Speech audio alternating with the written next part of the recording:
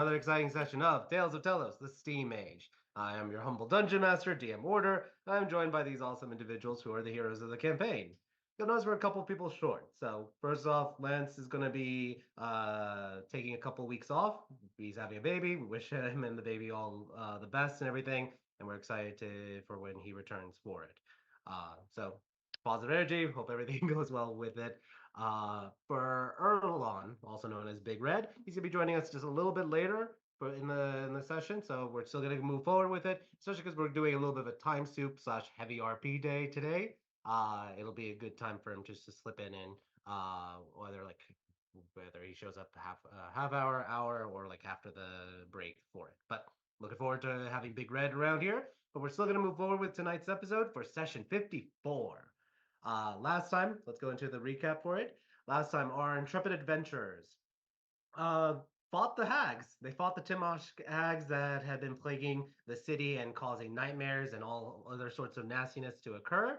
And through valiant efforts, were able to defeat them. They were able to capture Auntie Agnes the Bone Chewer, as well as defeat or stab to death Ursula Greenteeth. And then uh, Alice was able to blast Granny Peggy Mudwallow with her circlet of blasting for it, or as Alice It has is the depicted. tiara of bang bang into the room. Yeah. Mm-hmm. So after defeating the coven, the group went forward and explored more of the caverns. Came across the trove, or the hidden trove, I should say, as the hags had sequestered and hidden about a lot of their goodies for it. Some hiding in plain sight, some in pockets or hidden, whether it's hidden in a cauldron of boiling muck or a rock full of insects that are and other creepy crawlies scurrying about, or even some extraplanar dimensions by the fire, the candle lights on the candles actually leading to little pockets of dimensions. The group also found a baby in the among the among the beds and the cots for it, and Alice took the baby and decided to try to take care of it at least for the time being. The group then was going to push a little bit further, but then came across an area that they felt a really bad feeling about. Specifically, Lance and Erlon both stopped and said that they needed to turn back. The group turned back, and shenanigans ensued in which the group was trying to defeat all the other minions that were still patrolling about. They fought dozens of red caps, flew across, or Lance put everyone in like the bag of holding and flew across the gorge, and then threw a fireball at the cursed tree, and you all lit it on fire and ran as all the blights started scurrying about, trying to attack or put things away, put the fire out. You all rescued individuals that were trapped in the cells, and then made a daring escape into the underriver and then back to the city. At the city, you were able to turn in Agnes Bonesure in the lamp that she was sealed in to the Eastern government, and you all received a 30,000 silver or 30,000 Yuda reward for it. Afterwards, the group then went to the temples and had a legend lore cast on the baby girl and discovered she is in fact a hag to be. The group returned, and we're going to summarize a little bit of what kind of things you guys were doing when it came to the RP. Let's go with Zanny to start. Zanny, as we now are officially in session 54, do you want to summarize what you were able to do with the identifying? And if you, or just the identifying itself, we'll get into the division after the fact. Well, just that we spent some time identifying what nearly 10 items, something like that almost. Yeah, like three. We're almost double digits. Eight items. Yep. Quite a few things. There's a staff and an acute eye and some ointment that I'm really interested in. Great.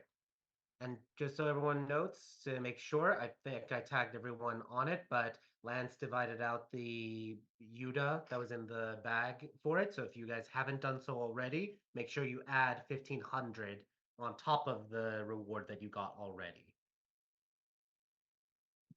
But yes, so, and then Alice, you had certain instances happening or occurring that night while they were identifying you were taking care of the baby and eventually going to sleep. Um, do you want to summarize or wait to RP it today?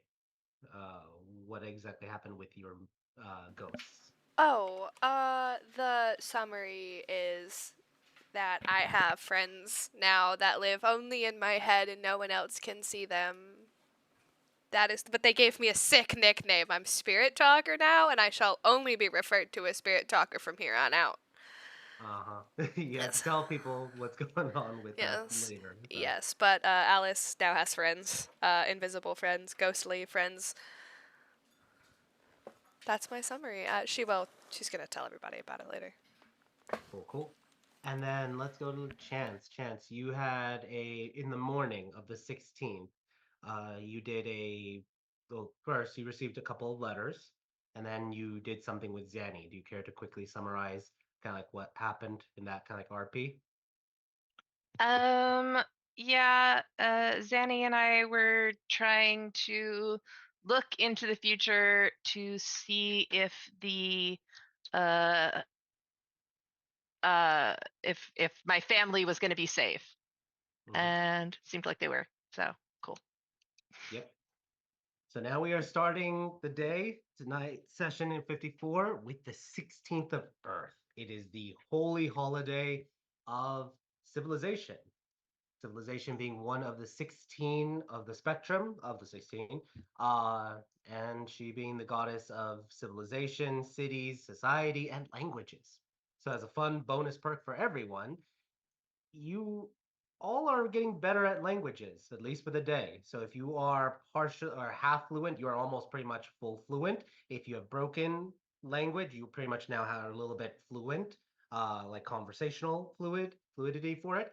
And even if you don't know any language, you can somehow pick up languages or words and such very quickly today for it. So just be aware, civilization is the goddess of language, so that is a bonus here on Sultana Day. All right, so let's start off with some rolls. Everyone, roll me a d20 and let's get this party started.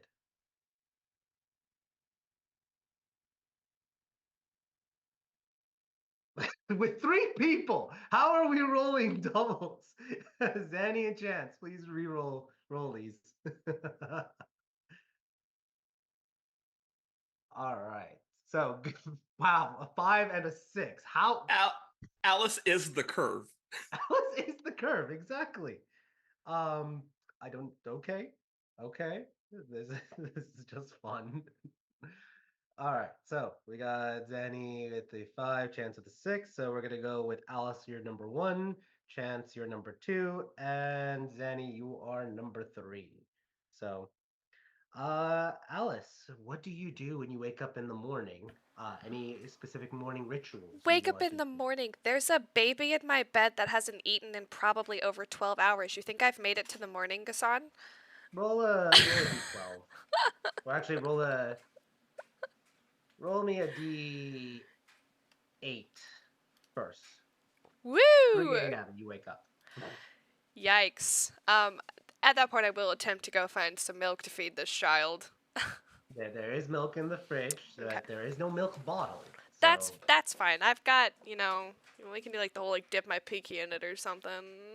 okay, fair, fair. Also, this is the 1800s. I will be rubbing whiskey on her gums. Okay, fair. Before Okay. she's gonna have her food, she's gonna, if she's ever restless again, she's gonna get just a little bit right here. I know it's for Okay. teething, but it's also gonna knock her out. So I'm a Good to great know. mother. It is, yeah, kind of like modeled after the 1800s. Mhm, So mhm, fair, mhm. fair. All right, roll me another d8. Yeah, yeah, yeah. Okay, you get full night's rest after that. Wow. So whatever time you want to wake up, you just had that one break at 3 in the morning. She probably passed out pretty. We came back pretty early, didn't we? Or was it like late, late? By early, I You mean guys came like, back late. You guys got there like back at the home at around like 10:30. well, that's By the not time late. you guys unwound everything, you guys were basically sleeping around midnight or like 12:30 1. Well, then I guess that puts me waking up around 8:30. Okay, 8:30. Yes, 8:30. Uh, I'm assuming I'm probably the last one awake. Yeah, the little bit near the last. Other people have woken up before you, but not by too large of a margin. These guys are just early risers. That's why. That's also true. Yeah. Yes. Alice doesn't If you, really. What? as I say, if you go downstairs, you Yes. would see Zanny and Chance sitting in like one of the rooms. Looks like they are using their precognition abilities. Alice is gonna let them do their thing. Because she knows it takes a little while. So she's gonna let them do their thing. She's gonna make food. She's going to attempt to cook breakfast for everybody. All right. I Roll me a have. wis- Wait, hold on. I have a fashioned like papoose for this child, either out of the blanket she came in or one of Adnan's curtains, whichever is long enough for me to make it so I can wear this child in a sling. The curtain definitely. Hmm. You could rip the curtain Yeah, out for yeah, it, yeah. I'm fashionable. and yeah. Roll me a wisdom check for cooking. Yeah, of course. I got advantage on those. I got my ring on. Wait, you said check, not save. Yeah, I check. just ignore that and take the lowest one. So 18, because it's the 18. same number. Yeah, what kind of breakfast are you making? She's trying to keep it simple. She's making eggs. She's scrambling some eggs with some cheese and onions and some peppers in there. Great. You're able to She's do trying to so? make an omelet, but it breaks. So she's Okay. making scrambled eggs. You attempt to make an omelet and then it Hmm. breaks and you just convert it very easily into scrambled eggs. And you're able to get some pita bread. There's lots of pita bread. It's aramara. There's always Hmm. bread. And you're able to Someone shows up on a bike asking if I want fresh bread, and I'm like, yes, please. and you're able to enjoy your breakfast. Yes. And there is enough for everybody, sort of, if they eat small portions, because Alice cooks for 2 people normally, not 5. Yeah. Yeah.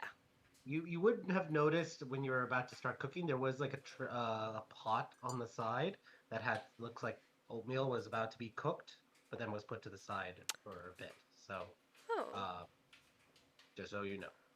That means somebody was about to cook, and old oatmeal just ain't it, so they will Mhm. welcome the eggs. So she's just gonna sit there and she's gonna wait for Zany and Chance to be done because she does not want to bother them. And you guys are able to finish your precognition, head over, you go into the kitchen, and then you see or have your exchange, Chance and Zanny with Daphne, the currently wingless fairy, um, not understanding your primer foods and such.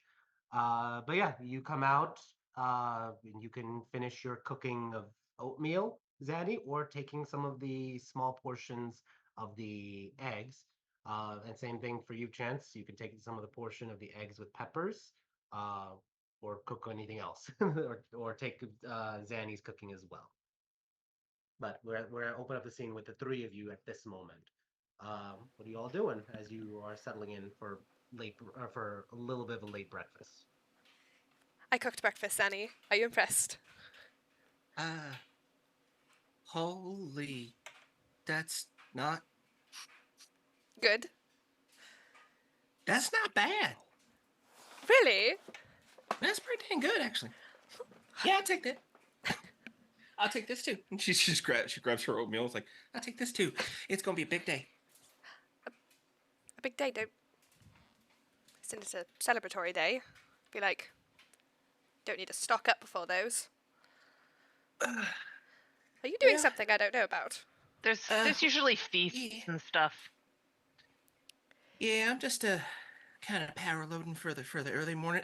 I may have the beginnings of a thought process that may lead to a plan that may lead to me trying to do something to fix the child and make it not hag anymore. Oh, oh, that's delightful. Yes, darling. We had a No rough idea if night. it'll work. We had a rough night. No idea. So, You well, I mean, I feel like I heard, by the way, yeah.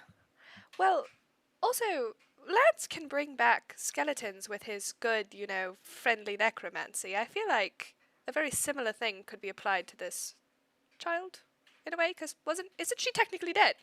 Like she died and Well, now I she's mean, back again. it's I don't think it's a weird, yeah. Go ahead, Chance, you Chance. might know more than I do, actually.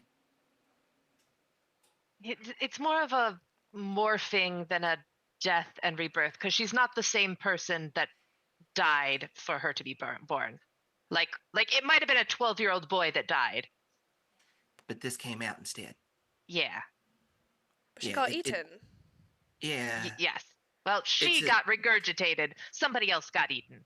yeah. Alice is She just wasn't she covering when her she went in. ears. Yeah. Don't talk about Um. her like that. You see Well, Big Red comes down. Ah, morning, folks. What's there to eat? Oh, eggs. eggs, Eggs. Eggs. All right. protein. You do know that Erlon was a farmer. Eggs is a perfectly great breakfast for him. So he just sees them like, okay, just goes and starts loading up on the eggs. Alice is not going to say that she made them because there's a 50-50 chance he does not eat them. He might think she's trying to kill him. I never know with him. Mm, these eggs are really good, Zanny. Thanks, honey.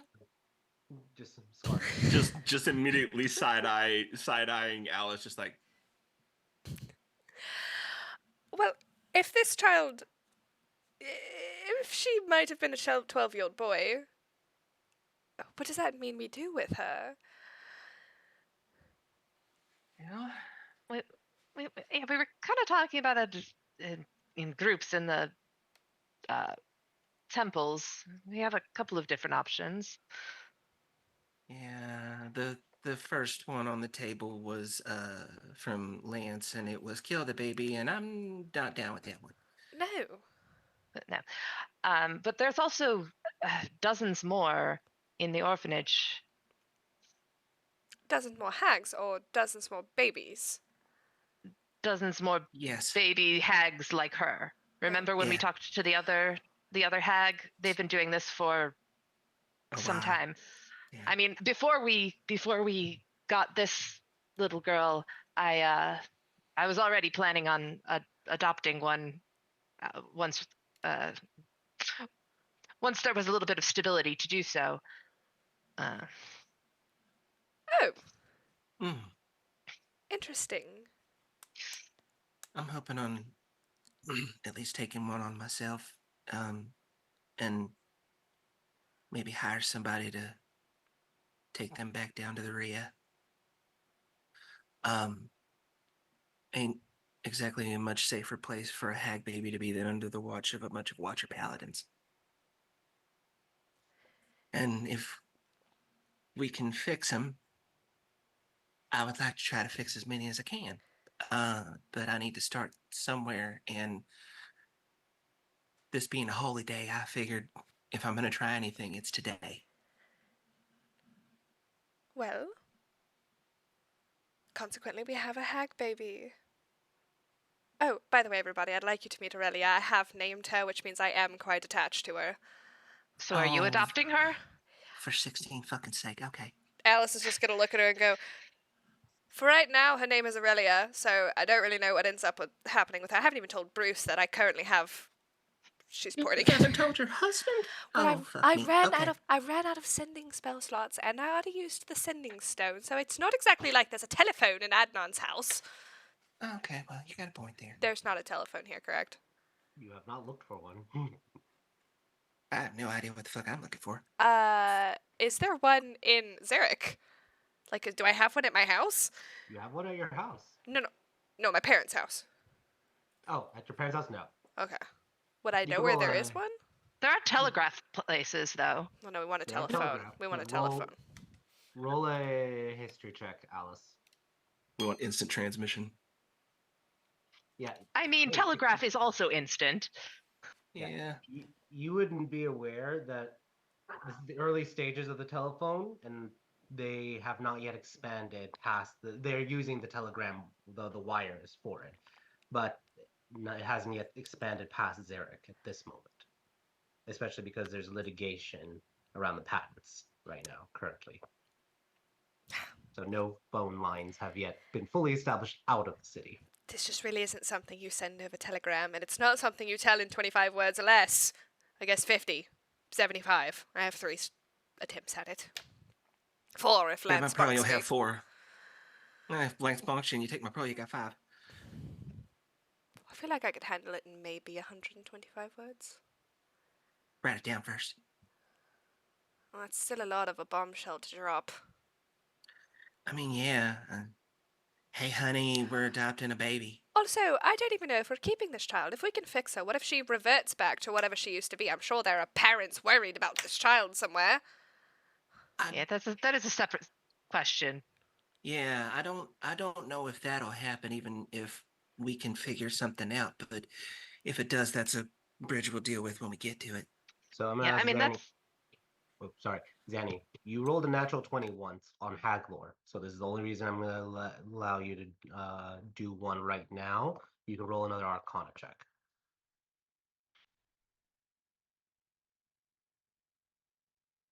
What does that? Yeah, no. So okay, so Arcana, not advantage, normal roll.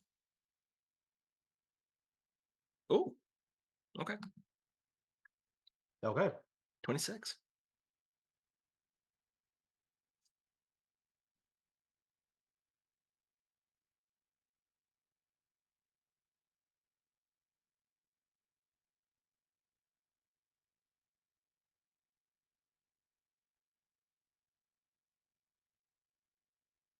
Just got that feeling that it's that some whatever I just figured out is not good. Just sent you a private message.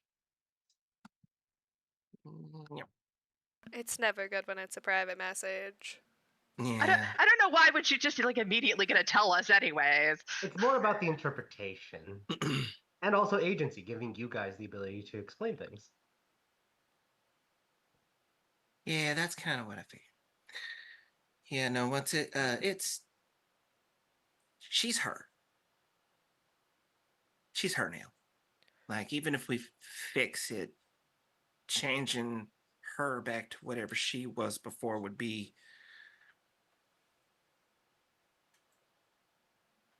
We'd probably have to, not to be totally macabre, but like, we'd probably have to kill her completely, incinerate the body, and then use some sort of powerful resurrection spell to bring back the real body and then put the real soul back in it. But yeah, I guess that would be my question was if she exists, let's say this was a 12-year-old boy, could we also cast true resurrection and have the 12-year-old boy exist in the same? Yeah, I do feel like we're tramping on a moral question that no one's really thought to ask before. Yeah, it's kind of a transformation thing because whatever goes in comes out as something like Aurelia, no matter what went in, and it's almost it's more powerful than polymorph. Like it's more powerful. Like it doesn't just change the body; it changes their soul. Like that is a full factual different person than the one that went in, no matter who it was. Yes, I guess my question is just does David's soul also exist still? Like if we could, I mean, not that we have currently the power to true resurrection, but like you can do that without a body. You just need to know the person. So like, Right. could we true resurrect this hypothetical David? Let me ask a question really quickly. Okay. I'm gonna use my bardic inspiration to summon one of my spirits. Okay. Please be one I've already talked to, for the love of God. Gah! It's a new one. I believe it is. It is a new one. I had a 50-50 chance it wasn't.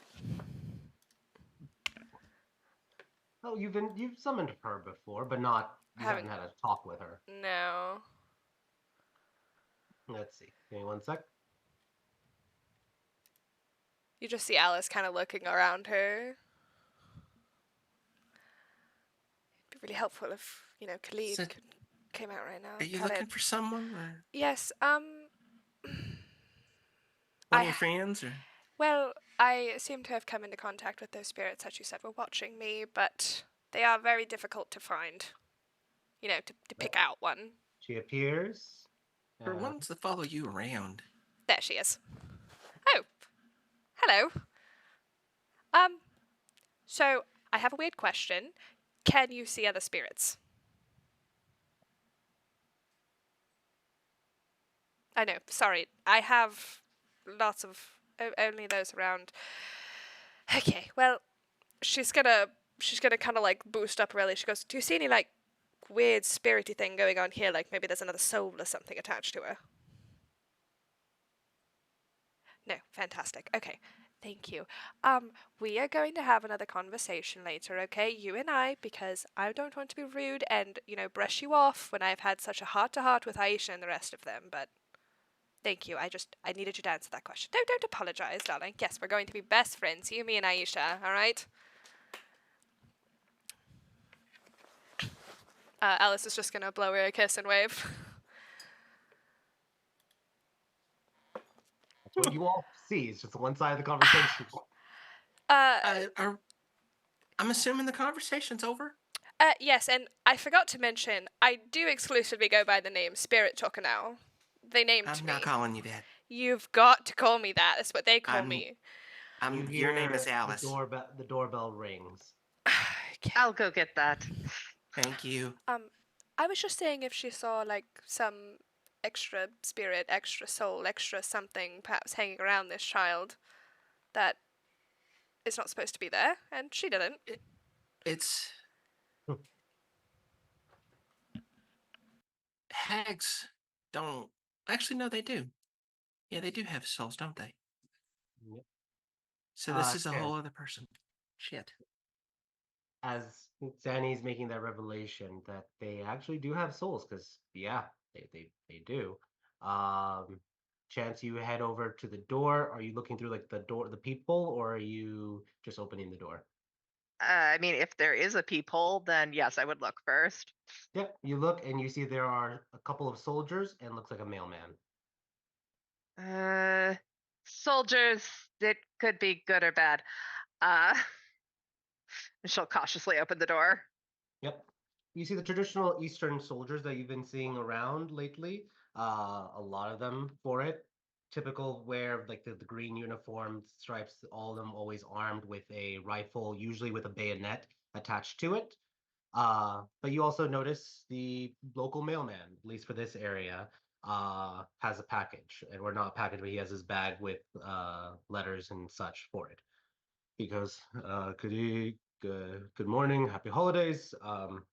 He kind of glances at the soldiers and they nod, which matches the description. He's like, can I please have your name of a delivery for a certain individual that resides here currently? Uh, I'm Chance. He looks at the soldier. Yep, that's her then. Ah, here you go. And he hands you a gold scroll. Uh, okay.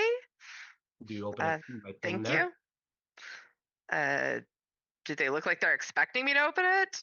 They are. You can kind of roll an insight check if you want. Because like I definitely started to close the door. Yeah, Like roll an insight check because if you're about to close the door, something's gonna happen. Zanny hasn't left, but she has leaned back her chair like, What the fuck is that You thing? do notice that the mailman looks very like nervous for it. The soldiers are very like ready for anything. And as you attempt to close the door, one of them is like, "Excuse me, we do need an answer for that as soon as possible, please. an answer. We will be Okay. waiting here for the answer." I guess I'll open it then. All right. And as you open it right then and there, you read an invitation. And I'll read it out loud. You are invited. Lansal Black Sands, Zanishara Glory Song, Alice Mazer, Chance Ravlin, and Big Red, collectively known as the Crimson Peacekeepers. You are hereby invited to attend the third feast of Sultana's Day, which shall be located at the Quiet Castle at 7 o'clock p.m. This holy day of civilization, the 11,413th year since the origination. And then you see below the scroll, there's a we accept area that you can kind of tear off or we decline. area that you can check off and hand it back. Can you give us a moment to discuss? Absolutely. We'll wait here. All right, she will close the door on them. Yep. All right. Oh, yeah. You have the golden scroll. I got a golden ticket. And yeah, you go back to everyone else. We got an invitation to one of the uh feasts for Sultana's Day. Second? At this time, Is Lance that is thing now made out coming of down the gold? steps. I think it's just gold leaf. Okay. Holy cow. Third? Morning. How's everyone doing? Yes, it's the third feast. Third? What's third feast? Oh, It's we're the- definitely going. It's the one that is the most political. Oh, And it is the one that is the most sought after for an invitation. True, but it also is the one where we could be seen aligning with the East. Oh, but I could also wear a beautiful dress and rub elbows with people I haven't seen in years. Oh, good. We got invited to the third feast. Great. Lance gets oh, it. He's like well, drinking coffee. Mind you, that is something I did check with Lance. He said he would absolutely want to go. I We're did going come for... up here to find elbows and rub them. So, Well, that's just because you're at elbow height, darling. Alice, just because you're right doesn't mean it's okay.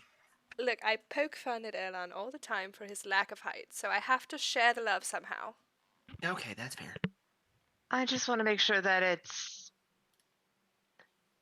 I mean, I was kind of hoping we'd be invited to the second, but we should go. I Yeah, just, as long as it's not, we should make our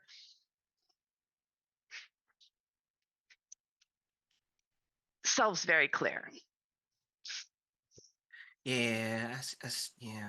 I mean, my grouchy old ass just doesn't want to go to any of them because I don't want to have to hobnob. But I mean that's we we should go. We just if anybody asks, we just make it real clear that it was just we were invited, and if they really press us, uh, Alice is here to just talk to some of her old friends. Well, darling, if you guys just look as miserable as you sound, then they're just going to assume that I dragged you there, and it's not like a group invitation. It was just sort of like we all got invited, and I made you all come. Again, I'm not miserable. I mean, I just don't want to be known as the heroes of the East at this Yeah. point. Yeah, But we for the wanna record, keep our I am options- miserable.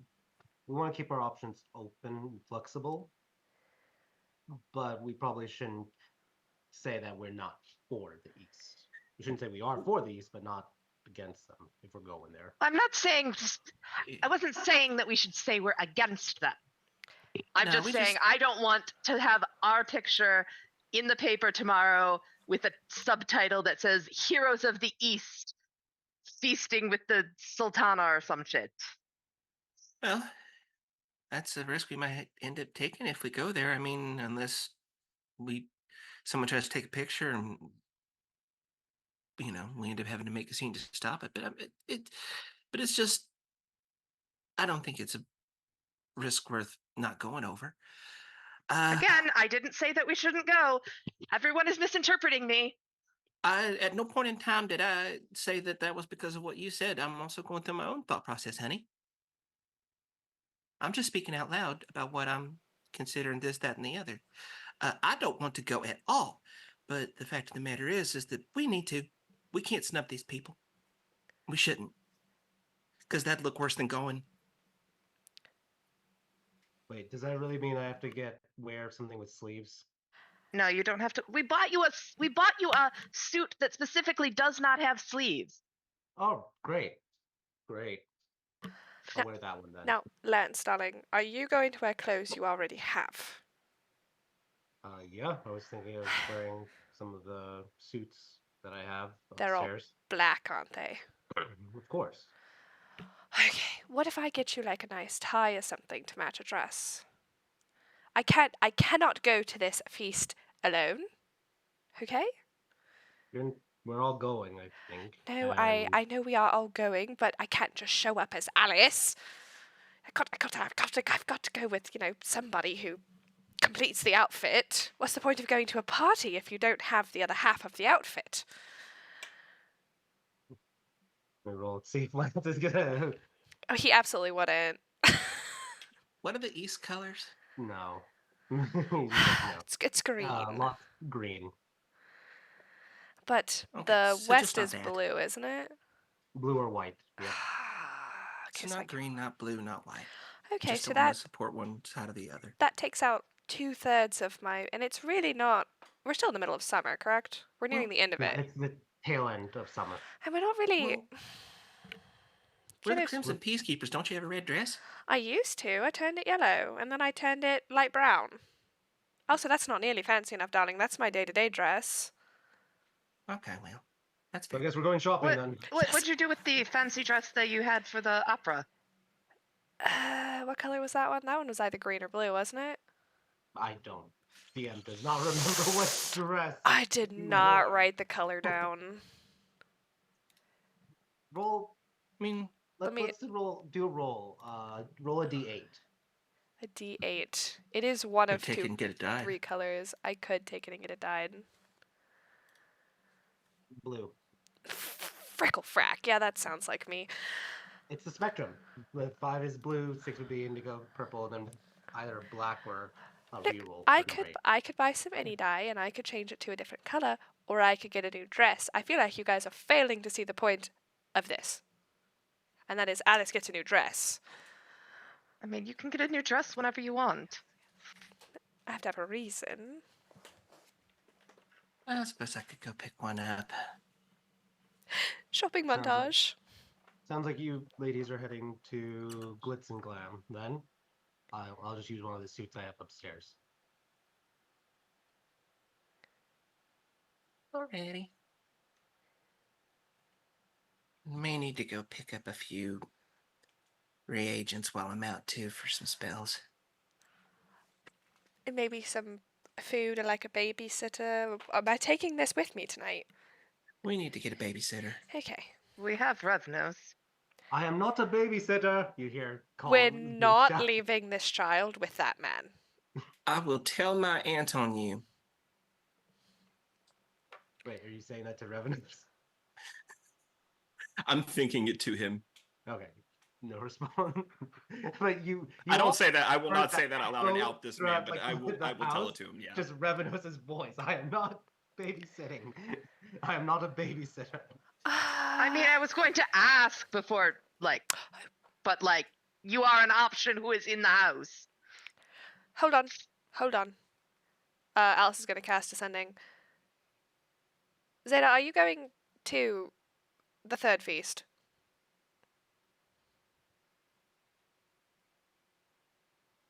Morning, Alice. No, no, I wasn't invited. Alice is going to hold up her finger again. Perfect. You know what Adnan's house is. Would you be willing to do me a 17th favor tonight?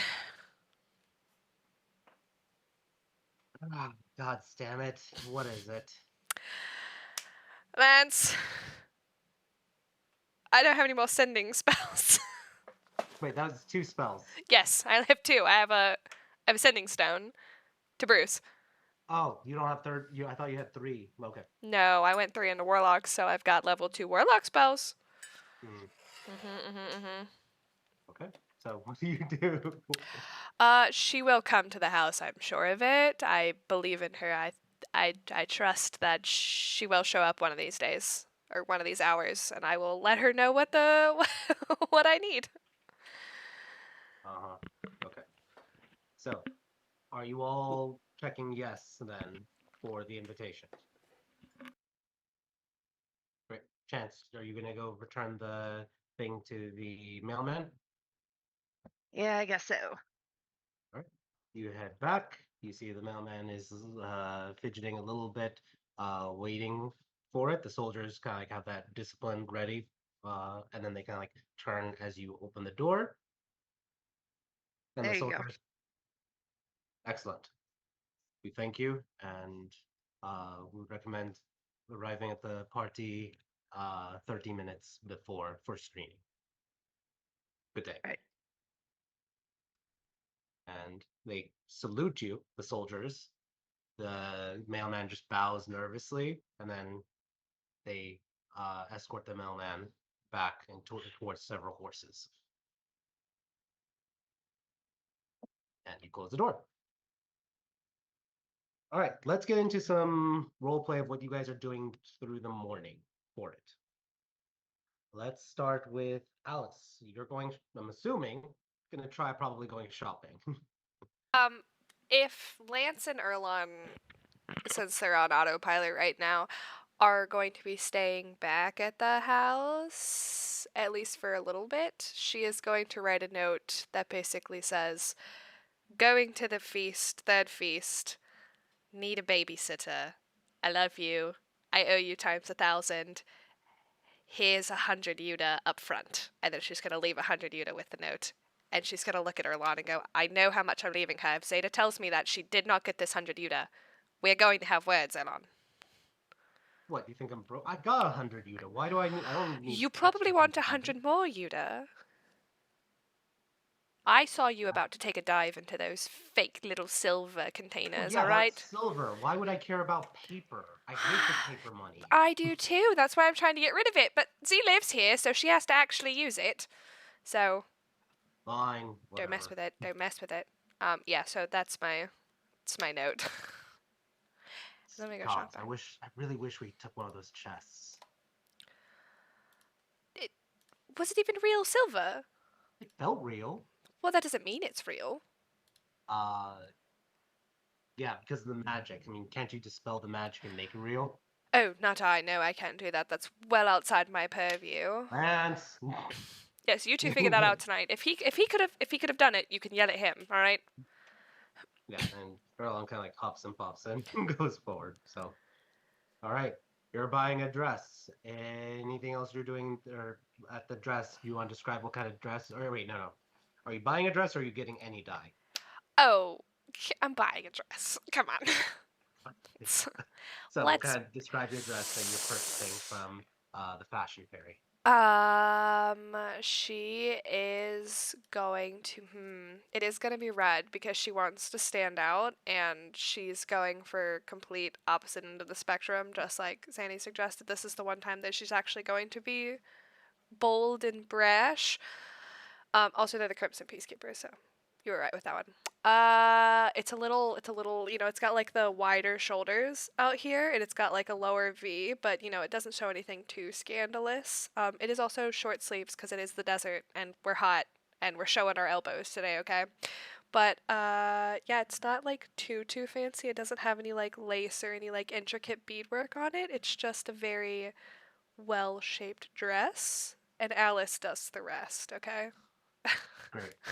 Are you purchasing any new shoes that go with it? Um, no, because she's about 63% sure that somehow this will end in a fight. Okay. Somehow. So you're gonna Somehow. wear. What are you wearing Uh, for it? she has a pair of like not her traveling shoes, but she has a pair of like day-to-day shoes that they look fine. They're fine. They're fine. Okay, great. And any other um glitzing, glamming, anything you're doing for that, like new Yeah, do they have bracelets, new rings, new anything that because you also got an infusion of money. Just going I through it, did. just making sure if there's I anything did. else. You don't have to, but I'm just asking to give you the opportunity. New necklace, anything. No, I've got the whole. I'm running out of space on my neck and my fingers. I'm a little bedazzled with all of my required jewelry at the moment. She is gonna get a new like hairpin, so she can put her hair up in a nice like bun, but a nice like floral bejeweled hairpin, but like with actual jewels. Real jewels or glass. DM, please. Okay. So new dress. I'm Yeah. looking at the sheet right now. Let's go with give me 1 second. Just reading. So the new dress will cost 1,000, Okay.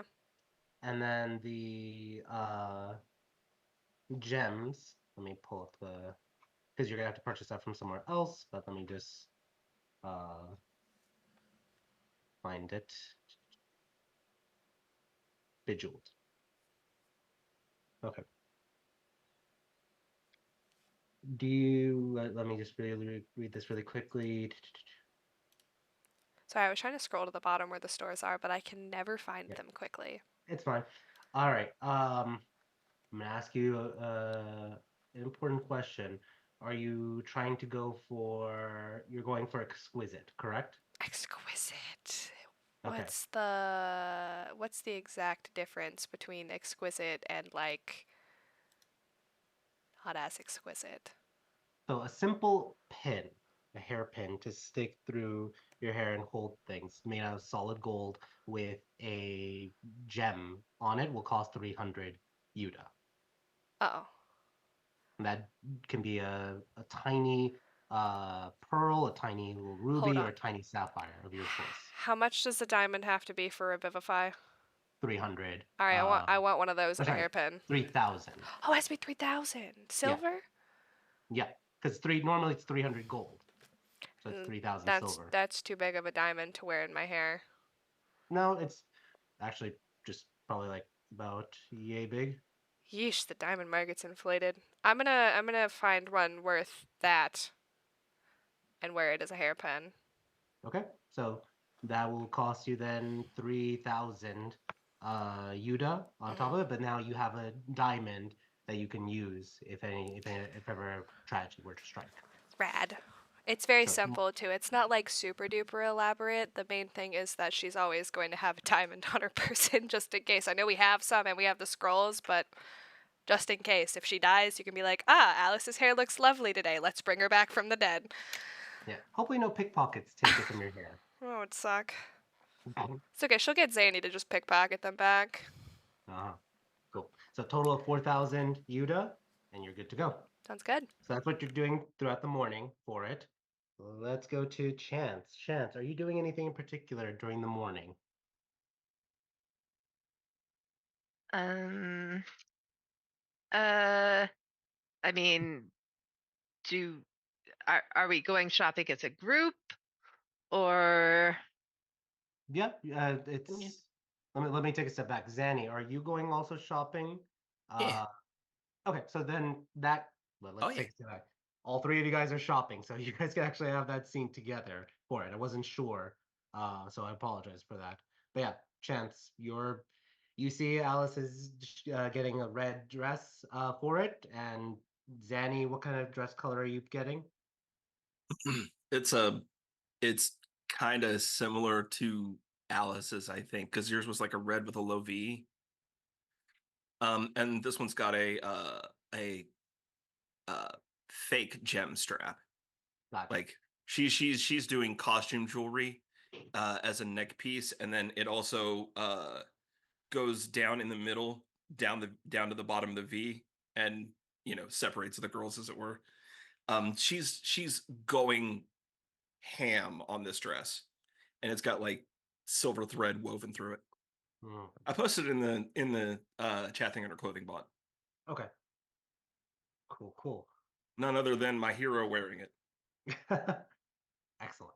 But yeah, so Chance, you see the Zanny and Alice are picking out dresses. If you want to describe what dress you're also picking out, or also RP with them, like what But, kind of yeah, take it away. but yeah, I guess it depends on what the selection here is like. Um. Yeah, there's more. Let me post the manifest that I'm looking at. It's more of like what it is, but whatever style you want to pick out, you can kind of like design it away. One of Uh, those, if you can dream it, they have it. They already have it in stock. Yeah, it's also the fashion fairy. She absolutely has it somewhere. I mean, because I've got here. I'll post a couple million things. A couple million things. It's because fine. You're like you're you, picking out any conversation you're having as you're looking through all the different things. You see the right now the store is packed. There's a lot of people that are getting dresses. You're not sure who may have been invited to the third feast, who's going for second feast, who's going for the first feast. You all do know first feast is open to the public, everyone at large. okay, hang on.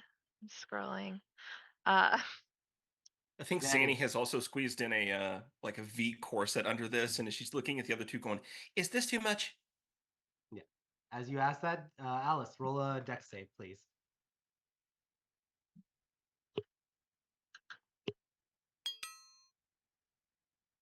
8. You get shoved by one woman who elbows you a little bit as she's pulling a dress from a rack and just like looks at you, is like, "Ugh," and just walks off. Does she look familiar? No. Okay, well, she's not worth my time then.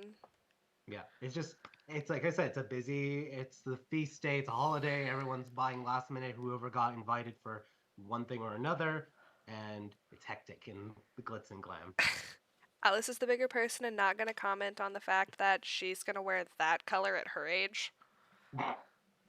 So, Chance, what are you're also ducking and dodging. For right. funsies, Chance, roll also a dex save for me, please. I'm terrible at deck save. And actually, I, Yeah, you're about to let's do this differently. You're picking out the third dress that you kind of like posted, the white one with the gold filigree on it. Uh and a girl kind of like tries to snatch it and says, "Hey, I was looking at that." okay, here you go. And she takes it and walks off. So, Let me yeah. find a different one. Yeah, and you find almost another identical one for Well, I it. don't want an identical one now. So yeah, but that's the thing. You find an identical one, but you're No, like no, but I don't want an identical one. I know. That you're like you find it, you're like, no, I don't want an identical, and you keep looking for other variations for it. So, but yeah, any comments or things you guys are saying Oh, about wait, where'd it the go? dress selections? Zanny is legitimately nervous and asking them if, like, because she has never dressed like this. She doesn't like the little black slip y'all saw her in over at the opera is about the sexiest she's ever looked in her life. She does not do this. So if she's like coming up, she's like, is this too much? I mean, is that what you want to wear? No, I think you Like, picked delightful, if darling. you want a suit, you can wear I a mean, suit. what I want to wear is my full ass armor and my gun. But I'm not gonna do that. I'm trying to actually blend in. I'm trying to actually blend in and fit in for once.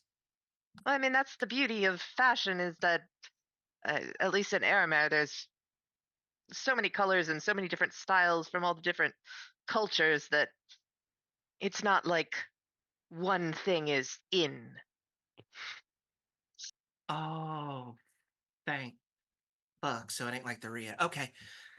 Yeah, the Ria is very like a one-way sort of deal, or at least right now, with all the three-piece suits and the more, shall we say, European Yeah, style of dress. Chance. Yeah, Chance, you have fully blue screen Zanny. She does not understand the concept of people having their own style. Like she comes from a world where that's not a thing. So you have fully She's, blue screen this woman. She's Why like, do you Wait, think I dress Ch- completely Chance, different than Ch- everyone else? Chances like, look at the 4 outfits that I have selected. None of them are the same. I honestly, girls, I just thought y'all were eccentric. I liked your choices. Don't get. I mean, I'm not judging you. I'm just saying. I just thought you were Sunny! going against it to go against it. A Sunny! cat fight has ensued in one corner of the store. Shut the fuck up. Eccentric? That's not a bad thing. I'm eccentric. Look at me. That may be the most hurtful thing you've ever said to me. I have to go think about life. All right. look over at Chance. What'd I do? I have no idea. Okay. So, what kind of dress are you buying, Chance, or any discussion about which dress you want to try to buy? Apparently, I'm getting no feedback. So, I want to comment then about the dresses. No, that's because I'm looking in the wrong thing. Yeah. Oh, I've also been waiting in clothing, but well, I didn't buy it yet because I had too many choices. Yeah, everyone go to the general. I feel like you really need to lean into the fact that we all have just tits out. So I feel like 1 or 3. Well, 3 was the one I'm- that was stolen from me, so 3 is no longer an option. Then 1. Well, and with your, I don't know how to say this without sounding racist, but with your skin tone, that works better. The number mean- one works better. I mean, they all. I think the blue. Blue works well. No, I'm not saying don't work. I'm just, my personal opinion. I think the other one looks better. I guess I could do that one for today. Are you now, Chance? Here's the main question: are you bright clothing, bright accessories, bright clothing, gold or silver accessories, or neutral clothing, bright accessories? I mean, she looks behind her that there's nobody like that she's gonna smack, and then she like wags her tail that is just always covered in like 8 million bracelets and baubles and gold, silver. Usually not jewels, just because I can't find anything that matches everything. But On her tail. and my horns, No. and my ears, and my necklaces. I think you should really, really draw attention to that and go for more of a neutral tone for your clothing, but really play up your accents. What color are Chance's eyes? Green. Okay. Wow, the most rare eye color in the world, and 2 of us have it. We're an anomaly. Mhm. If you don't want to go girls out, then a second one would do you good too. Oh, I just found a different one. But my vote's still for number 1, just because I've changed Oh. to 5. I Oh. too have changed to this one. Oh, I've changed to this one. I like the I one like this. behind her. that one is good too. That model can back go have that there. one. I like that one. Okay, so for the folks at home, please describe it. Chance, how would you describe it? It's probably Indian or Pakistani. It's it's kind of like underneath is like one of those like cropped tops and long pants in sort of a like jewel blue, and then silver embroidery on the cuffs, and then it's got sort of a long jacket over it that's got the same blue with silver embroidery. Perfect. All right. Is that the one you're picking? I don't know.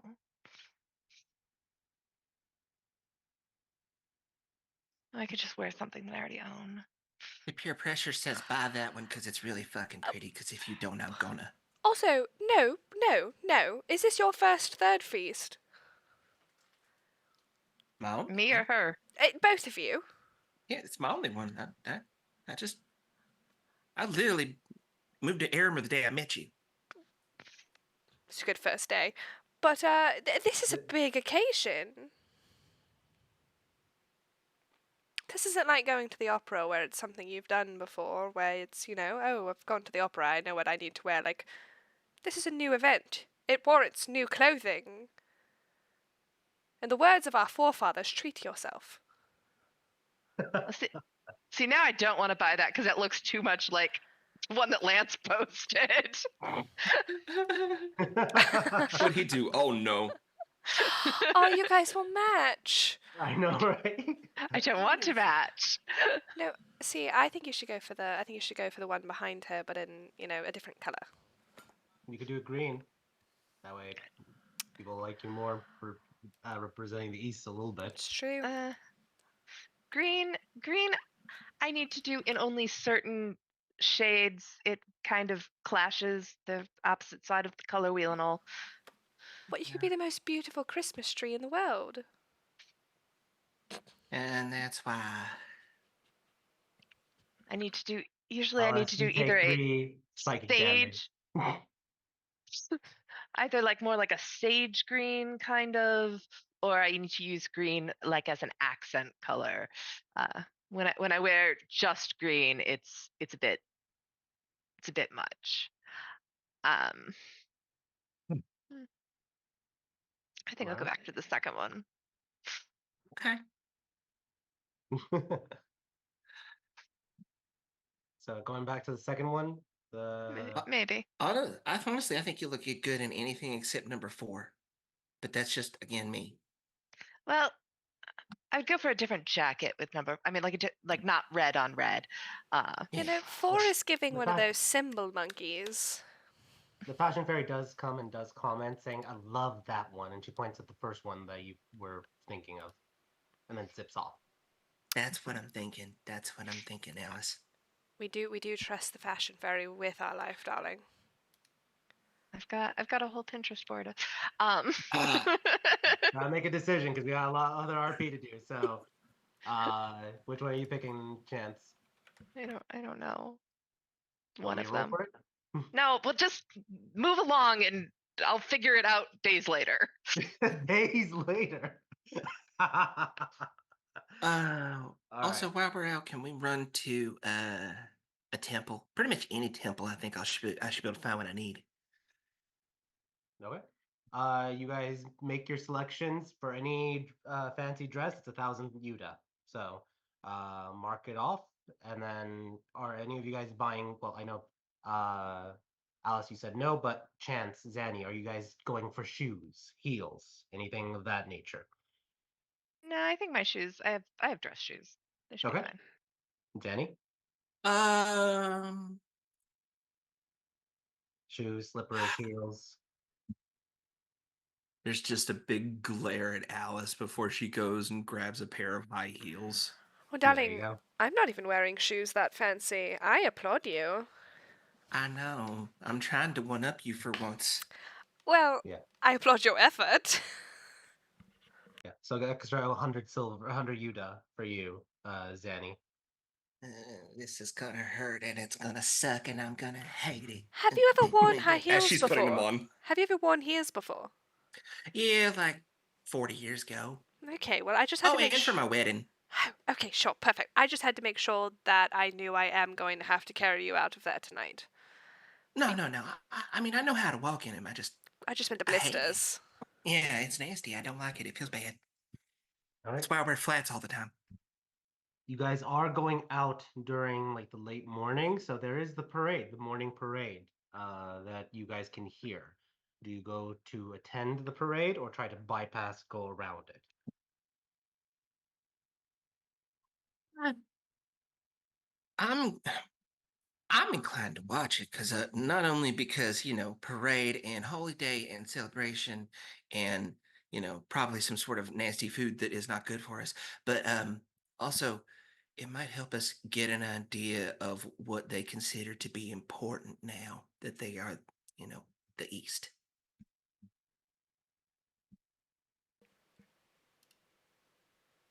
Because they'll have floats to the people they care about or whatever they have here. I don't know what y'all have here. You would find out very quickly that it's not floats. But yeah, if you guys do attend, you do see the parade. Lots of horses in the very beginning, like trotting about in perfect unison for it. All with like several soldiers riding on top of them, wearing iconography of like the Steel Age, kind of like that traditional like steel armor. Especially here in Tinosh, you see a lot of people approve of it because of the fact that it is steel, and Timoshk is known for its fine steel. So this is like playing to the crowd a lot, as a lot of the metal you see and know was forged directly in the steel mills, or like one of the other like specialized refineries here in the city itself. You see a lot of the horses have like gems or jewels, sparingly, but still at least like one each horse has a type of jewel for it. And you see as the procession goes forward, you then see the macive that you saw earlier before, the giant armored individual marching about with the flags and confetti being blasted about. He definitely is like very fluidly waving at everyone as he goes forth. You see that he has got the suit of armor has been polished and refined, and is just like almost like reflecting the sunlight completely with it. Past them, you do see several carriages of several other individuals you all are not familiar with. Several of them appear to be like bureaucrats or individuals that are workers in the government, and you see that they're highlighting them. You see teachers, you see engineers, you see scientists, you see all these different working class that have been employed by civilization, by the government, that are being honored in this procession for it. And then you see to looking a little annoyed, the general Nadia Dedan, and she's just like softly waving to the crowds as she goes forward. And as she's doing that, you see that there is a machine that is slowly puffing and shooting out money to the crowd. Yuta bills are just like floating, and the crowd gets a little excited, very excited about it, and are snatching up the Yuta money that's being pumped over to the crowds. All of them like one Yuta for it, so it's not like 100 Yuta bills that are being pumped out. But you all would be familiar that that is absolutely something that is common in the West. They're probably tossing the silver coins to the crowds for it, just as in the Ria, they toss either small trinkets to honor the first founding of the Second Ria Empire, or they toss actual coins, usually copper or silver. Very rarely, if you're in this like a very small town, gold coins by a generous lord. But yeah, what is everyone feeling as they see this procession, this honoring of civilization that is going on for the East? Let's just see really quickly, Alice. What is Alice feeling, especially with Ariella's? Well, no, you left Ari at No, I the. didn't. No. I Okay. am not leaving this child in the care of Lance, who wants her dead, and Erlon, who might accidentally kill her. Okay. Revenos is there. He said he's not a babysitter, but he is in the room. I trust him least of all. Oh, the sliver of death. Okay. Yeah, no. That's a good judgment. No, Stick with that thought. Let's. All right. So No. what is Alice thinking as she's seeing this procession and the parade? Um, she's been to these before, correct? Yeah, you've 'Cause been yeah, to the she's parades that happen yeah, every year, yeah. but this is So the first time that it's the East that is presented. she's kind of just comparing it to, the parades that she went to growing up, and she's more like not present, and she's more kind of thinking back to when she was way younger, and like her and her parents and Tomas and Simone and Penny would come to the um parade and get to throw coins and whatnot. So more thinking back than currently being present. Great. Let's go to Chance. What is Chance feeling as she's seeing the procession, the parade, after the soldiers come, all the different people who work with the government and such? She's just ready to go. No. There's too many people, and she doesn't like a parade. It's too crowded. There's too much. She's she's only standing there because they are. She was really like to escape.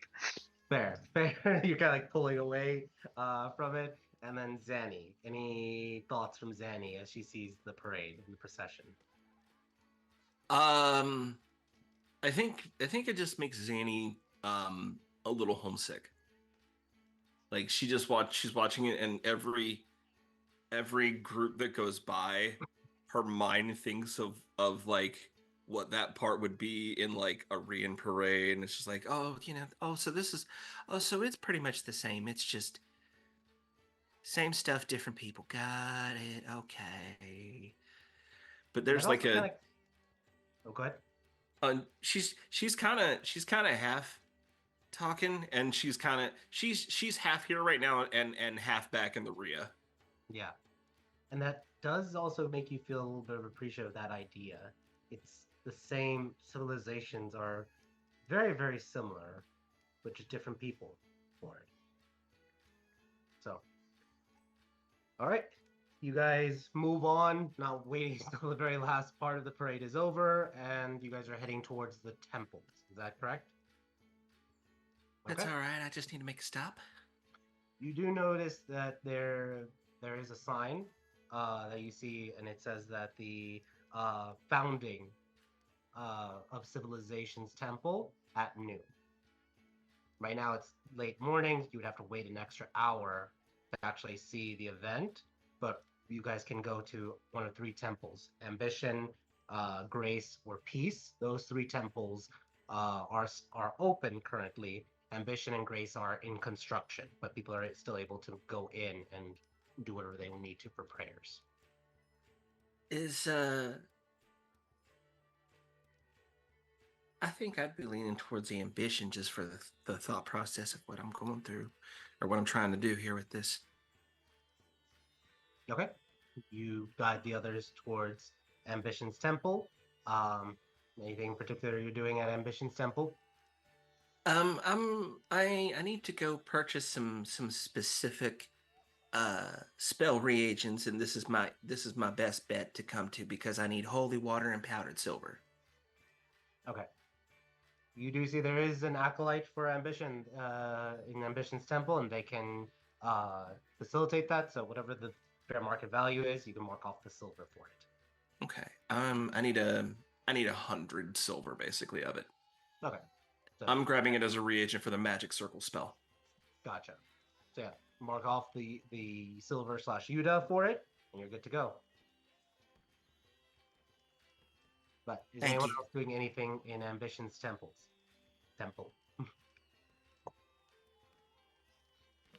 Is it? Oh, Go ahead. you go ahead. I was just gonna leave some money. That's all. Okay. How much are you donating, and is anyone else donating anything?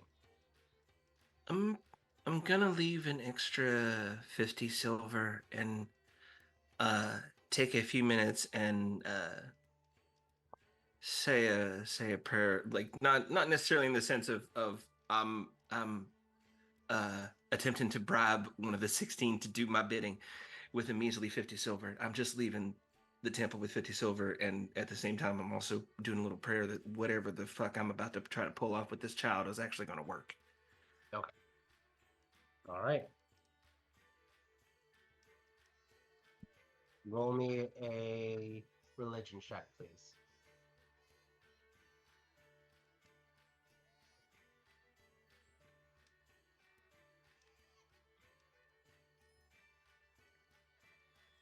Okay. All right. You say the prayer, and you know the 16 do hear, but you don't feel any different. But you feel like the prayer at least went through. That's all I can ask for. Great. Mark off the extra 50 Yuda for the donation. And let's go just around the list. Chance, are you doing anything for in Ambition's temple? No, if anything, if they were, I don't know how long they're taking, but like, if it was going to take 10 minutes, she'd actually just go pop into Peace's temple and see if they're, how the crowd was doing after last time she was there. Yeah. Right now, let me roll something then. If anything she had done had an effect. Yeah, 1 second. Oop.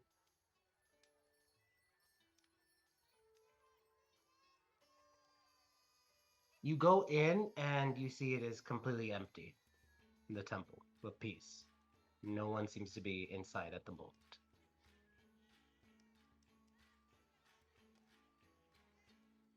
I don't know if that's concerning, but all right. Yeah, Like no one care. No one's praying to peace today. She'll I don't know, put something. Yeah, She'll, you do see she'll there's an alms box and it's bolted down, just so that way there are no thieves would do it. But um, yeah, there's just the alms box. Otherwise, you look around and the temple is completely abandoned at this moment. oh, she's gonna put 100 silver, and she's gonna put it like on an altar. Okay, you could put it on the altar. And do you do any short prayer or anything? Um, not like a not like a worded prayer, just like a recognition kind of salute thing, just sort of like, hey. Okay. Awesome. All right. You say that to the altar, and then you take a deep breath and head back to the others. Um, Alice, anything you're doing at the temples? Yeah, well, Zany is going to pray and whatnot. She's going to let Zany do her thing. She's going to go over towards a window or some streaming sort of light source, and she's gonna reach into her bag of holding and pull out that, whiskey bottle full of water that she has, and she's gonna hold it up to the light. And she's gonna go, so I don't think you assumed that there would be a baby involved, but I don't know where this puts me on your list, oh Kiri darling. Lots of updates since we've last talked. Just wanted to say hello. Yeah, the journey is very rarely a straight path. Do you have any tips on how to unhagify a hag baby by chance? I mean, you're a celestial patron. I feel like that's kind of right up your alley, seeing as they're fae and you're celestial. I feel like it's not celestial and fiend, but it's adjacent. There are certain loopholes, perhaps, that can be exploited because of the time element. And you're not going to tell me what they are you? Speak with the sliver of death. He may give you some more guidance. Thank you, Kiri. You just give me terrible homework, but I appreciate you as always. And I appreciate the good you do. Well, she's gonna pat Ari on the head. She goes, I'm a mother now, clearly. And you put Yeah, she'd put the bottle away. She's hanging up on him. And then she's gonna wait for Zanny to be done before telling her, I know whatever you're doing, but Kiri did tell me that perhaps Revnos might know a thing or two about some loopholes around her, or her condition. Yeah. That's a good call. I was thinking of involving him. He's a special boy. Yes, I don't know how I feel about him, darling. I was going to set him up with Kaya back in, Jedna, but since then I feel like it's probably not a good match. He's not bad. He's really not. But to be completely frank with you, honey, he's not exactly good either. He has his own agenda, and it just happens to align with a lot of ours. And my family's been friends with him for a long time. That tracks. He tries really hard. He really does. Oh, I But- wasn't saying he was a bad person. It's just he's a little bit, I don't know. It's not that he rubs me the wrong way. It's just sort of he's He weird. rubs you the wrong way. Yeah, not like in a bad person kind of way, but sort of in like a I don't know if I really want to talk to you. He's the hero of his own story, honey. Oh, Yeah, oh, yeah, no, yeah. that makes sense. Yeah, he's the hero, and we're all the sidekicks. Okay, well, that's fun. Yeah. Well, I'll let you do the talking to him then. I'm just the messenger here. Yeah, I've had 100 years of practice. I know how to handle that boy. He's clever. He's cute too. I wouldn't know. He's all right anyway. I'll keep my mouth shut.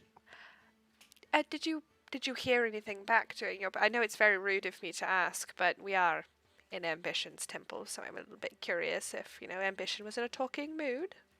No, they listened. Hey, listen. Well, that is all we can ask for.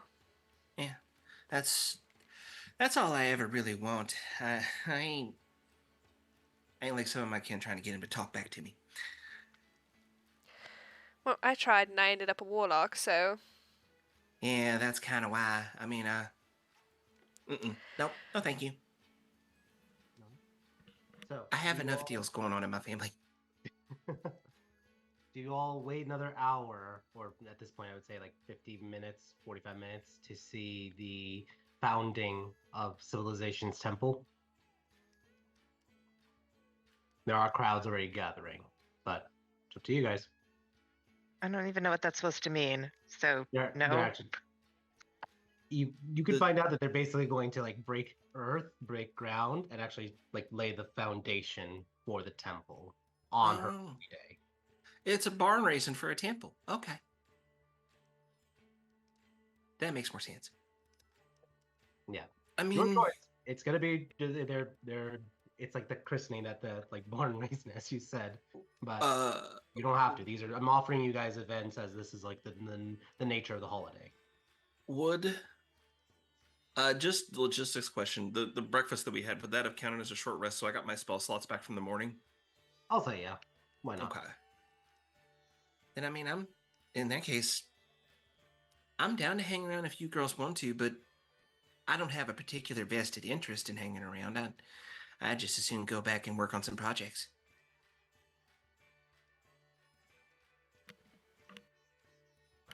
All right. You guys staying and going. Chance, let's start with Chance. I know you don't like crowds. Would you be advocating to stay and watch or go back to do your own projects? I mean, she might stay here to do her own projects, unless there's a group project. I mean, I'm gonna try to work on some stuff for that. Try to run some numbers on some things, and I want to go talk to Revenos about what we could possibly do to help the baby. I just want to try to get that done before we go to dinner tonight. Yeah. Yes. I'm. That's my big thing, and I do not know yet how you all could help, but if I'm gonna do anything, I could definitely use all the help I can get. I just don't know what it is. Are you talking about Zanny trying to break the curses on some of the others?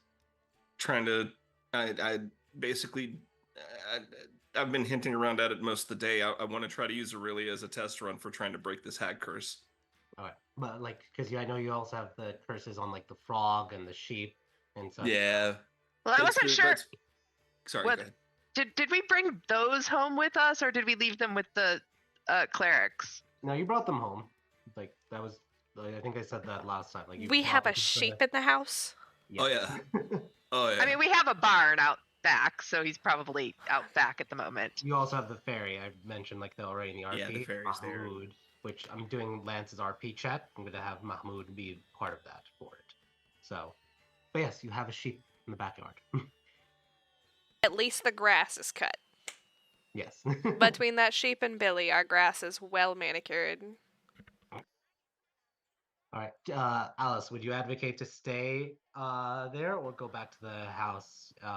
It's very hot because it's still summer and there's crowds. You so- know, I've got a adrenaline hangover from yesterday, so Alice has been to these things enough times at this point. It's like the state fair where as a child you're like, this is the greatest thing in the world, but once you're 28, you're like, I could go home and take a nap instead. That sounds way better. So yeah, Alice is gonna go with Zanny, mostly because she wants to see Zanny quote unquote handle Revnos. Alright. I don't mean that in an innuendo way. I mean I want to watch her kick his ass. To be completely honest with you, so yeah, I wanna see her put him in his place. So it sounds like the consensus is you guys are just gonna go back to the mansion. I'm gonna stay here for like What time is it? I'd say right now. You said that was at 11 noon, right? Yeah, right now it's 11:15 a.m. Okay. All right. Yeah, I'm gonna stay here until about like I don't know how long this barn raising thing. I'm gonna stay until after it's done, but I'm gonna stay in Peace's temple. Okay. I'm just gonna catch any stragglers that might pop in, All right. So you're gonna. and then so I'll be home by like 2. Yep. You would be aware the first feast starts at 2, which is open for everyone in the public. So, Danny acts like she's gonna protest when Chance says that, and it's like, It's it's fine. all right. Chance, you're holding up the isolation of Peace's temple. Yeah, even entering the temple, it seems like the noise from outside is dampened. It definitely is a good place to just relax and rest at, and just find inner peace a little bit. But yeah, let's let's. I'm looking at the time and everything. Okay, let's handle Revenos first for a brief moment. So, uh, Alice and Zenny, you go back to the Adnan's house. You are able to enter because Revenos is there, and yeah, what you find Revenos in the study, relaxing on a couch, like one of those like old time fainting couches, and he's just like has his hand, like his arm back, and he's just in a very casual, relaxed state. And he's like and eating grapes. He's like enjoying civilization's holiday. I mean, I was, are you? It's all about rules and laws and very inflexible. And you kind of see him like huffing as he sits up. You know, it's funny you should mention that because I have I have a question for you. Actually, okay, you know what? I'm not going to be coy about it. How do you want to help me break some Fey rules? Like just straight up massacre him? Wait, break Break 'em. fables. Mhm. No. just pointing to Aurelia. Why would I want to break Fey rules? Fey rules are the funnest ones. They're also very hard to break uh, without big consequences. Are you telling me I you just saw you can't? roll your ass at the law. Yeah, the law, this world's laws. Zenny, I thought you said that he was like smart and helpful and could actually do things and wasn't just a bum that eats grapes on our couch and pretends to be useful. I mean, I did, but I'm not entirely sure that I was accurate in that statement anymore. Oh, okay, Reverse so psychology doesn't work on me, ladies. Regular psychology doesn't work on you. You have to have a brain first, honey. Humans. Insult the all-powerful son of death. You know I like you. I need help breaking this girl free. Wow. We actually have a good conversation starting. Yeah, there you go. That's what I knew you'd want to hear. What do you want? So, what do you want to... Wait, you said... Or, sorry, that wouldn't... I heard what you said right before I was speaking, so... You want to break the curse on the hag child. Mm-hmm. Or at least, I don't... Let me be very clear. I don't want you to do it. I want you to help me figure out how I can do it. Well, there's powerful magic that you can utilize. There's, of course, going to be risks associated with it. Um, There's always the wish And spell. there is that. That's a Understand, ways though. off in my future, but it is in there. Understand, though, that there might be some forces pulling on the other side against the wish. Yeah. It's a risk. That's the simple route, though. Get powerful enough to cast such magnificent magic. Yes. Or perhaps we get a little devious. I mean, that's always fun. Mikhail is staring at Alice. Do you want devious? I feel like I have to say yes to this question, but I also don't want The consequences that are going to come with devious. I don't. Revnus, I'm going to be There's- honest with you. I don't trust you. Do you don't trust death?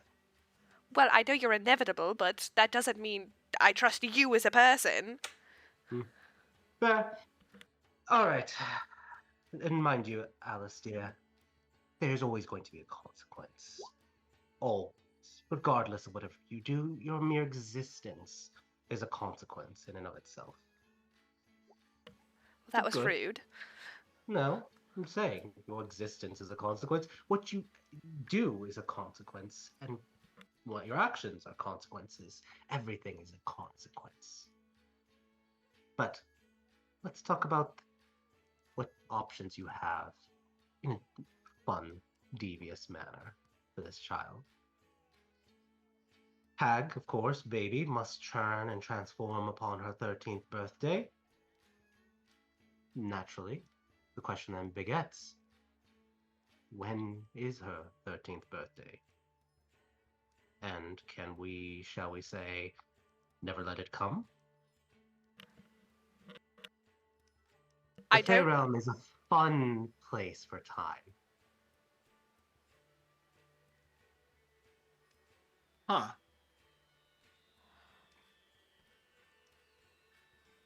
That's one way to do it. Young forever or aged past the point that she doesn't have a 13th birthday.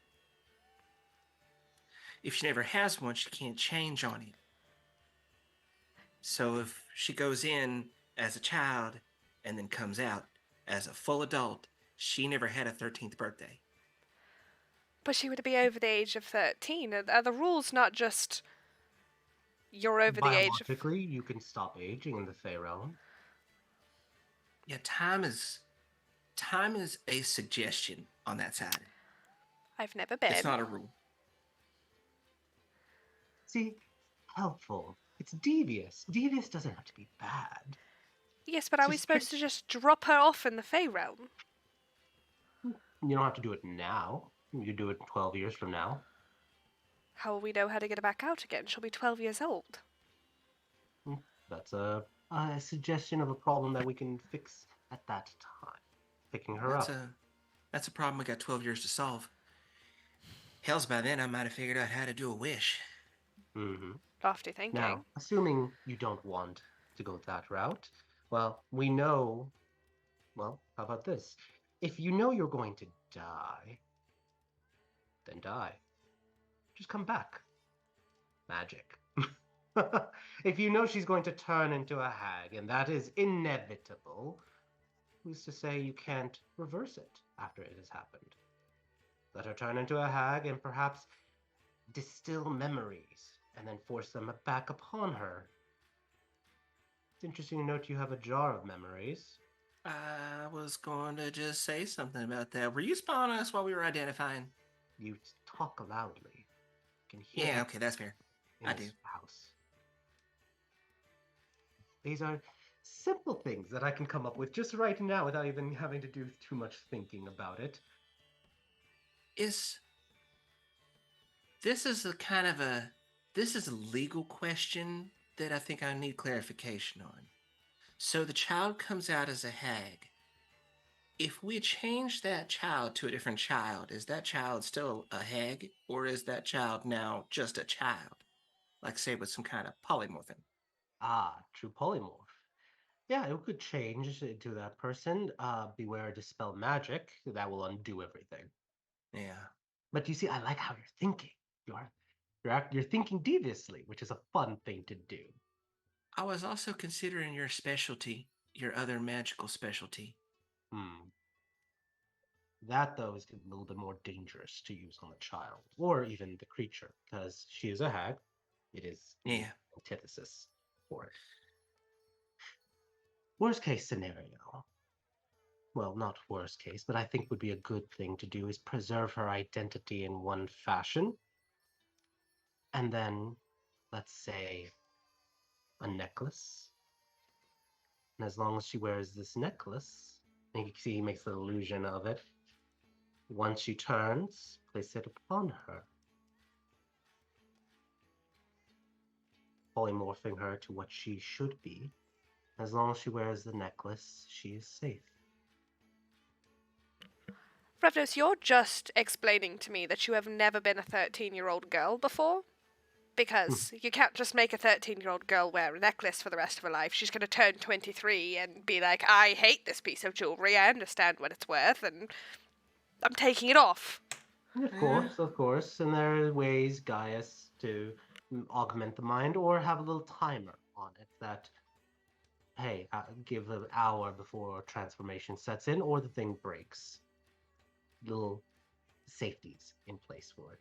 These are all just suggestions, of course. I haven't given full thought to it, but these are ideas that could help you, give you peace of mind. Hmm. Let's not even talking about the death route. Yes, no, Yeah. I was going to ask, if she dies and comes back, is she still just what she was before? Like a hag? Yes. Okay. Yeah. There was a whole question about that. So let's just say, for instance, that this child started off as a young boy named Gustav or something. Now, the hag ate Gustav and spit out her. Does Gustav still exist somewhere? His soul has passed to the Okay. other realms. But he's still there. This isn't a twisted amalgamation of this fictitious Gustav's soul. This is a brand new soul that was created for this body. Fortunately, the hag reproduction process only destroys the body, not the soul. Okay. That's. I'm not entirely sure if that's helpful or not, but that does clarify things. That helps. So if you want to Yeah, bring that does back help. this fictional Gustav, you need to know their full name to be able to invoke it. Yeah, that's gonna be rough. Uh, luring the child might tell us the person that it came from, but I that's think a you already long shot. tried it. Hmm? I think you already tried legend lore on it. I mean, that's how you found out about it. Yeah, but the more you know about a thing when you use that spell, the more you figure out by using the spell. So logically, subsequent casts of it should give you more information every time you use it. We just need to keep pouring money into it till we find out what we want to know. Hmm. It's a Venturi way. Solve it with fucking money. Either way, you have options. I wouldn't stress about it. And as Chance eloquently put it, you have 13 years of life to grant to this child, Yeah. should the worst come to pass. But even then, there are loopholes. I do love loopholes. You've given me some good ideas here, my friend. Hmm. There's nothing else. We could keep tabs on them and just change their memories permanently. Always an option. I'm not a fan of it, but I can do it. Yeah. Well, true Polymorph or any of these quote unquote temporary fixes, yes, they're temporary, but how they're realistically, unless they're an adventurer, probably unlikely, or people find out about their nature. I mean, I doubt people are getting blasted with dispel magic every now and then. These are kind of some fringe cases, I think, that we're having to deal with. I mean, to my knowledge, no one's actually succeeded in returning a hag back, so it'll be a first if we Mm-hmm. pull it off even once. Interesting stuff, to say the least. Thank you. Of course, You I am your actually quite mentor. I helpful. am here to help. Ideas and, yes, counseling. I may still want to consult with you on the biomancy route because it's dangerous, but I mean, if all else fails, the alternative is death. So that's a lot more dangerous. Fair enough. All right. He like stretches a little bit. Feeling better, Spirit Talker? Are you enjoying your ghostly friends who I have so graciously allowed to be part with you? You allowed it? I am How many times must I say He's- it? I am the he's dead. sliver of death. I don't If I care. wanted to, you would have no ghosts around you. Okay, well, I really liked my nickname until you said it, Revnose. Honestly, I should just banish every ghost and No, ward no, them away from you. I was just kidding. It was a joke. Okay, you know what? I thought, look, you Simple have to. thank you would No, hold on, suffice. hold. I'm getting there. Okay, I'm getting there. But let me take the Alice route to get there. Okay. See, the But that's reason the fun of it, is bursting your little Alice bubble. it was going to be a good thank you. Proceed then. Okay. See, the problem is my Alice ego needs a little bit of pride to say, oh, I'm special. Oh, these ghosts want to talk to me, and then I find out, then I'm not that special. They're being allowed to talk to me, but I appreciate the company and I appreciate their stories. And if, you're ever like, well, Alice looks bored, me and Aisha are going to be best friends, okay? She's a weird one. I quite like her. Yeah, she is a rather interesting one. But that's all. I do And to thank say, you. I appreciate that. Believe me, you have your ego, I have mine. It likes to be fed regularly with compliments. Darling, it's And your in world. turn, We're I just grant living in it. compliments. If I'm starved of compliments, well, then I get grouchy. I would hate to see you when you're grouchy. Yes, it's not a pleasant look. No, I can't imagine the sliver of death being grouchy is good for anybody around. Some people deserve it. Touche. Um, no one stopped by while we were gone, did they? Lady, what? Your friend, Z? Yes, did she come by? She did. Did she seem interested? She was, annoyed, but accepted. That's how she is, darling. That's just see. She did question who I was, and I told her a friend of a friend. And then she gave me a cross look and then marched off. Honestly, I'm surprised. That was pretty tame for her. All right. He can Well, be charming. you all have some individuals you want to try to dispel. That sheep over there and that frog. Frog's been eyeing me. He senses I am Grace. I don't like it. Oh, But you don't want to be friends with a little froggy? Maybe we start with the frog then. Oh, definitely. Yeah. either he knows I am the sliver, or he's just attracted to me because I'm green and he's green. Oh, you don't think it's because you're pretty? I'm handsome, darling. I don't know. No. Those cheekbones say pretty. And yes, so handle that, and you have a feast to get ready for. So, adieu. And he takes his bowl of grapes and just walks off. Have a good day, Ravnos. As You soon as too, he walks out Zanny. of the room, Yeah. just turn over and For the record, he allowed them to come around you? Take that one step further. That means they had to ask for you. Ooh, thank you, Zanny. My ego has been sufficiently restoked. There you My go. That's how you handle revenues. my thing is I'm actually surprised he was feeding himself. Like, I have Nacia feed me, and I'm not a sliver. Eh, huh. Yeah, he's. I have no explanation for that. None whatsoever. And on that note, let's go on 3-minute break. Or sorry, not 3 minutes. Sorry. Sorry. It was 8:30, or it's like 8:30 clicked in my brain. Sorry. Let's go on a 10-minute break. Yeah, let me 10 minutes. let me fix the timer. We changed it last week. Now it Yeah. is a 10. So, see you all in 10 minutes, and see you all everyone else who's watching. See you in 10 minutes.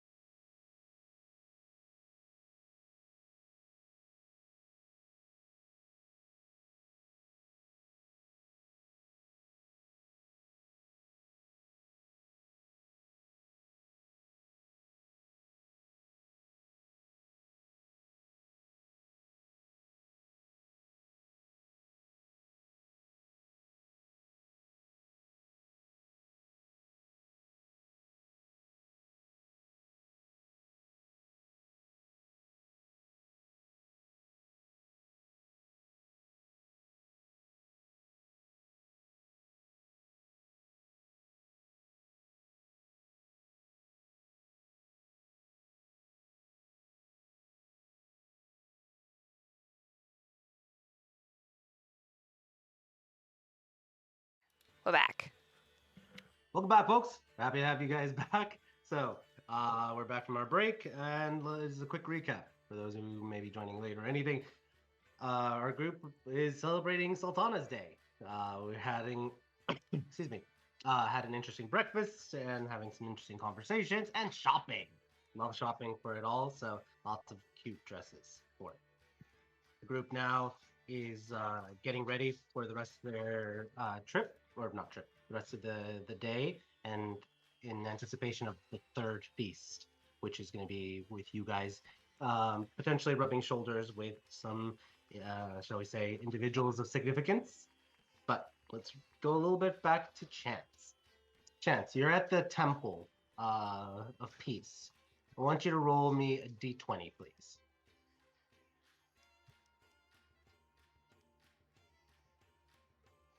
Okay, roll me a d100.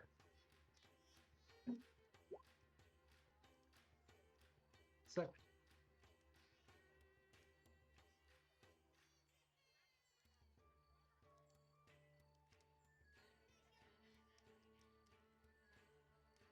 okay, and 65 and last, roll me a d10, please. Okay. So, as you're in the Temple of Peace, what are you mostly working on in the Temple of Peace? Mostly she's sitting there. She'll pull out her, since she's having good luck with languages today, she'll be speed reading her next celestial book. Mostly she's just waiting there. She's decided since they don't have any clerics, and like last time, that she's just gonna be there in case anybody comes in and wants, is looking for like an ear to talk to or a cure wounds. She's just kind of like she's kind of taken on like a temporary, volunteer program. Yeah, it's like a temporary volunteer program to just cover it. Yep. So awesome. And as you do so, you do notice there is a water genie kind of like walks in and seems surprised to see you for a moment. She kind of like pauses at the doorway. Do you do anything as you see her kind of like almost about to cross the threshold? I mean, does she look like she's running away from me? No, she was just like about to, and she just seems like for a moment taken aback, but then crosses the threshold and just like nods at you, and is going towards the one of the stained glass windows.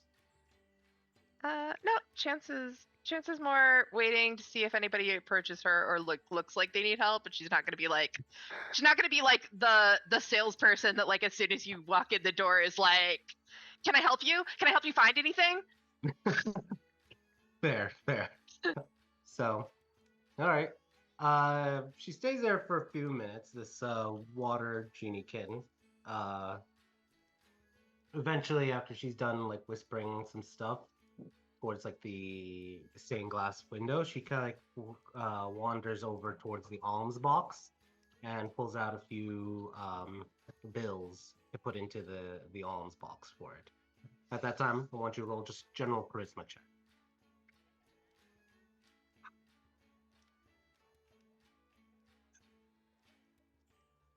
Is that your final answer?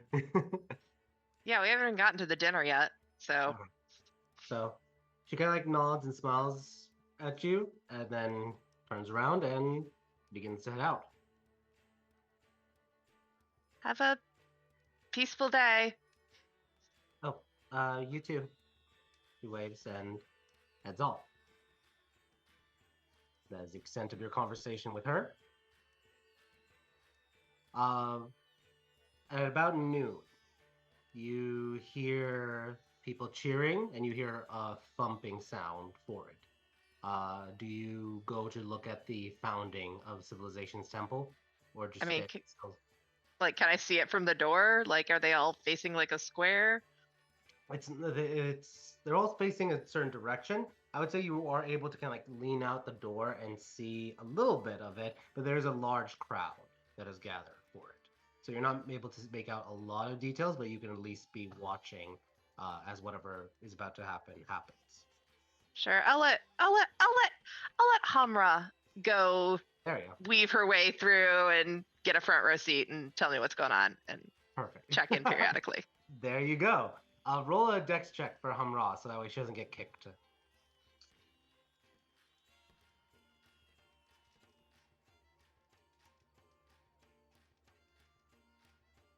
Very easy. Just like she's just like bolts all across and is able to get a perfect seat, and not just any perfect seat, but like a vantage point on top of a horse that is like at rest. So she's sitting on a horse watching the area, so she has a better vantage point for it.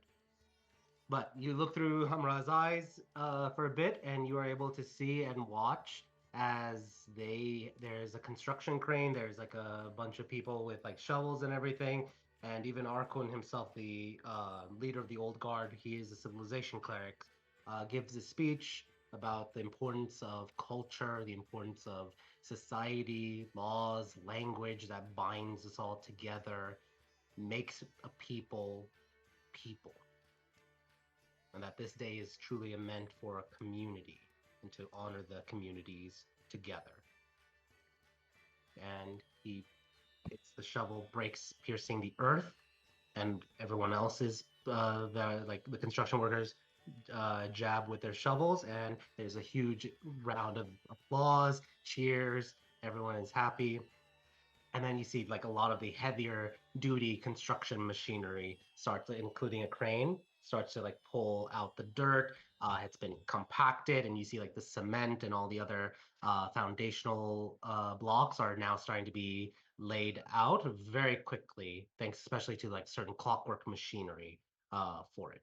You also do see some of the designs of the Macif, um, not an actual mesa, but like some of the little bit of like the machinery that would like help move it has been implemented and grafted onto these larger construction machines to help with the bricklaying and such. But everyone is cheering as the foundation is being established. As that happens, you watch perhaps for like 10, 15 minutes, however long Chance would watch.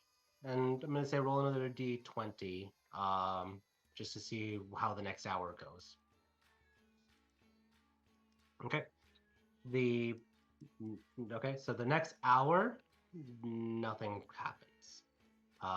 No one else comes to Peace's temple. Yeah, So the it's two, now- not the one. Not that makes it much better, but I don't know no, why a I natural one is double-clicked. good because something bad would have happened if a natural one for it. Safa appears, the preacher, and starts talking about no peace. So, yeah, so the next hour is uneventful for you. It is now closer towards 1 o'clock. Roll one more d20.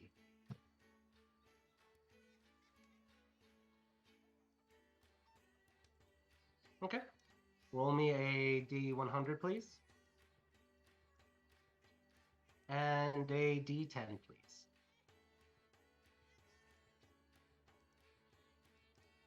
All right. Let's see quickly. Roll for this.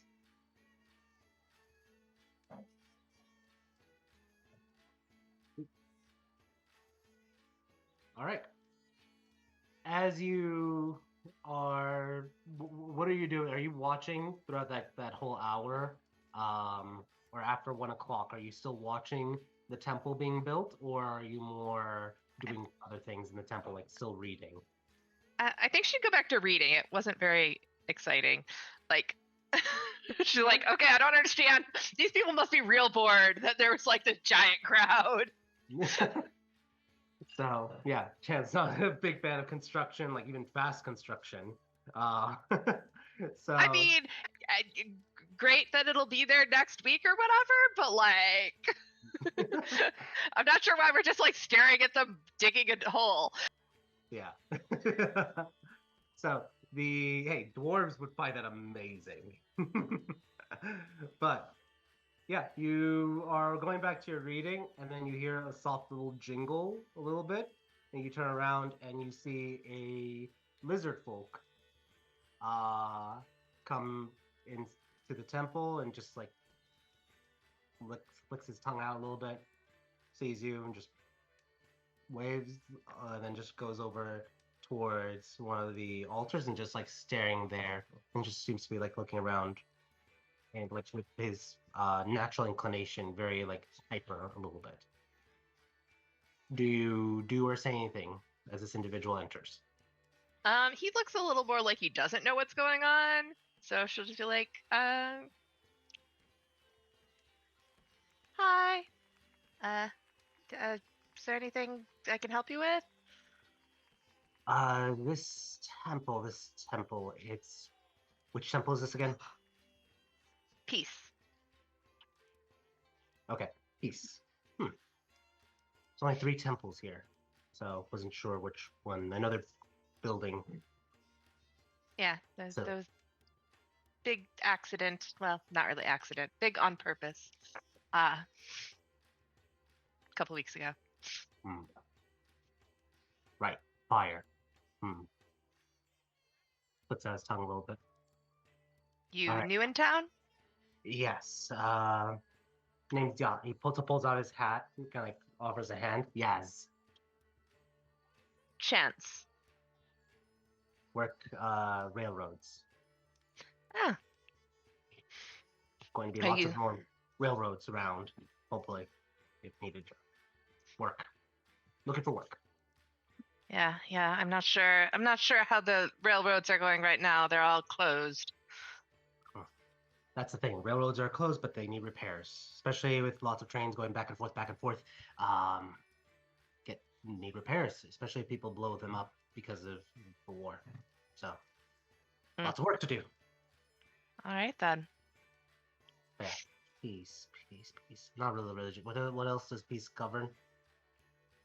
Oh, let's see. Peace, joy, um, Oh, happiness. Okay. something else.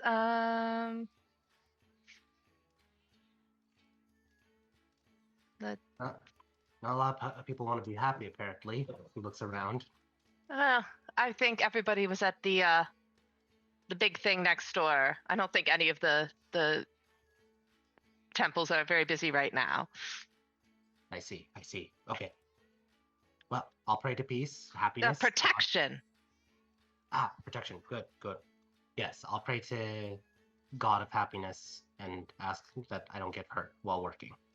Yes. That sounds like a good plan.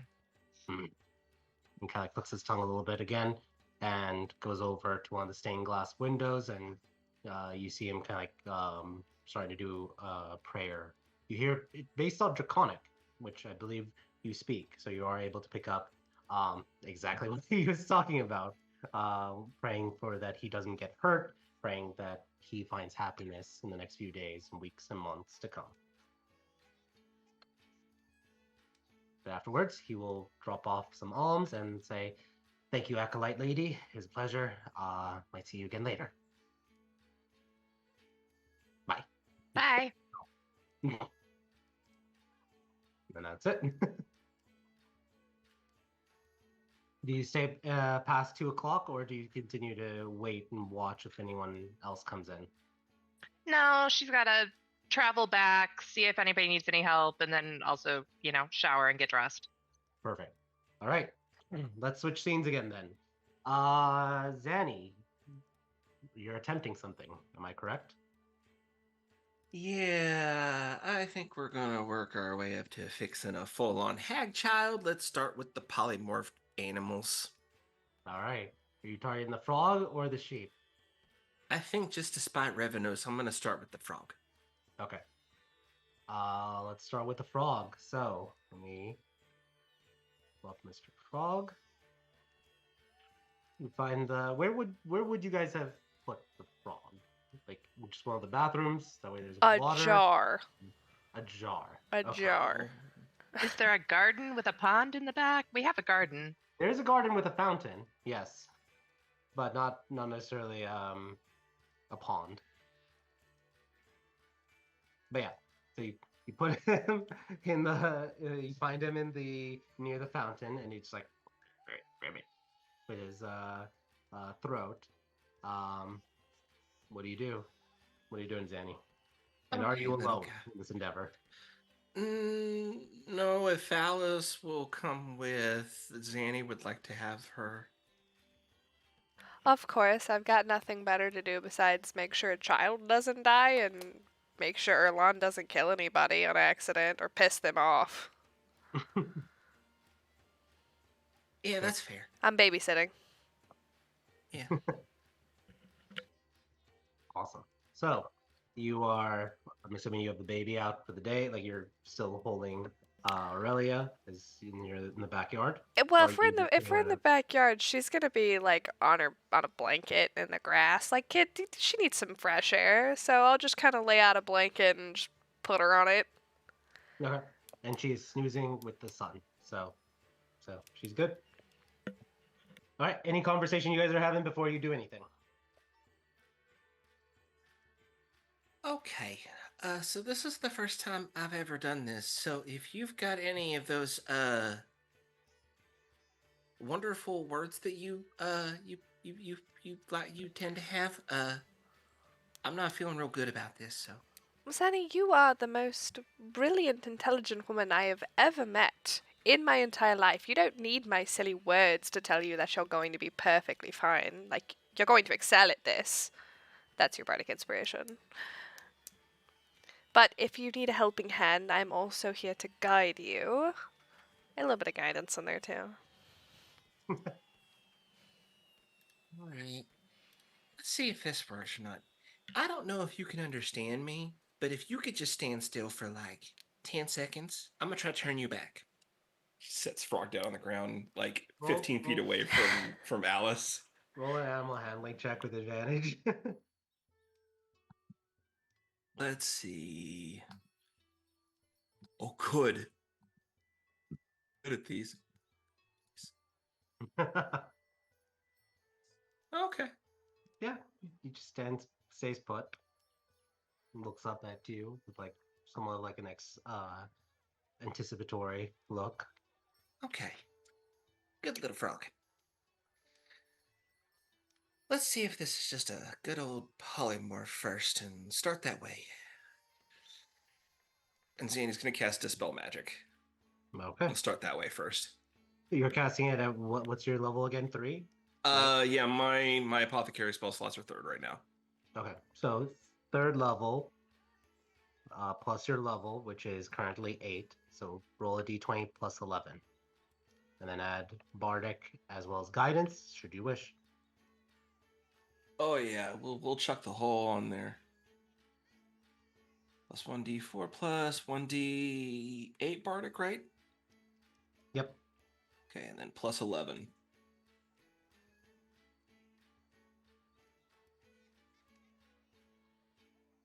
All right. So 34. For 34, you cast it, and what could potentially break in like really, really powerful magics.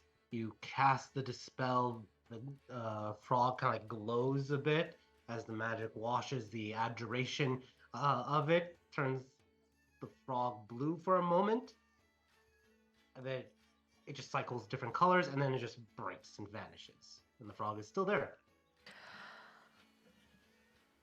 Well, Zanny,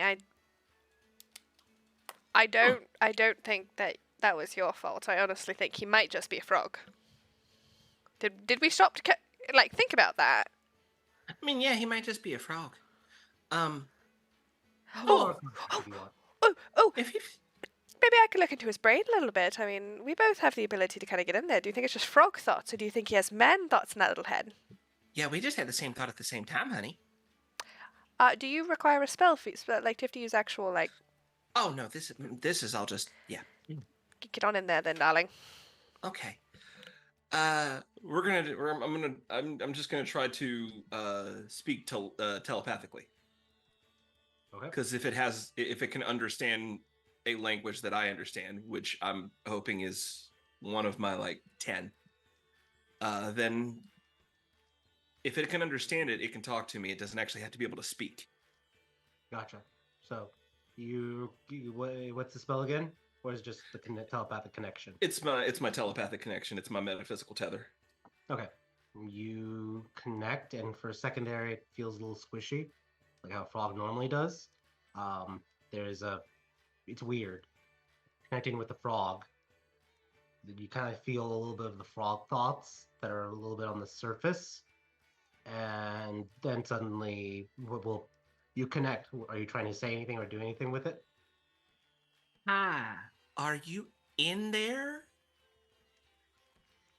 Oh, sweet 16. Finally, someone. Yes, yes, I'm here. How? Oh, okay. So there is a person in here. Okay, that's good. Yes, I Uh, am a person. okay. What can you tell me about yourself? Hi, my name is Dr. Zanishar Gloriasong. I'm attempting currently to cure you. Can you tell Yeah, me about what's going on? I can tell. I'm, as you probably are aware, under a hag's curse. Yeah, I attempted to dispel it. I'm now going to attempt to remove the curse directly. Yeah, I think that would work more better than the dispel magic. Okay. Now I'm gonna need just um how in control of your faculties are you as this thing? Oh, half, I would say. I've been here too Okay. long as a frog. They're starting to take over. Okay, well sit tight. I'm gonna see if I can get you fixed up. Hang on a second. Yeah, and when you do that, are you also like you're connecting also to Zen to Alice as well? So did Alice? Yeah, I've got enough that I can patch Alice into this. She can hear this. Okay. Alice is just cackling, and the only thing she says when you're done talking is, Sunny, you're gonna have to kiss him so he turns into a prince. Alice Mezer, Yes, darling? don't make me try to kiss a frog, please. Well, if all else fails, I mean, worst case scenario, I won't tell anybody, and I'm sure Revnos isn't watching out the window right now.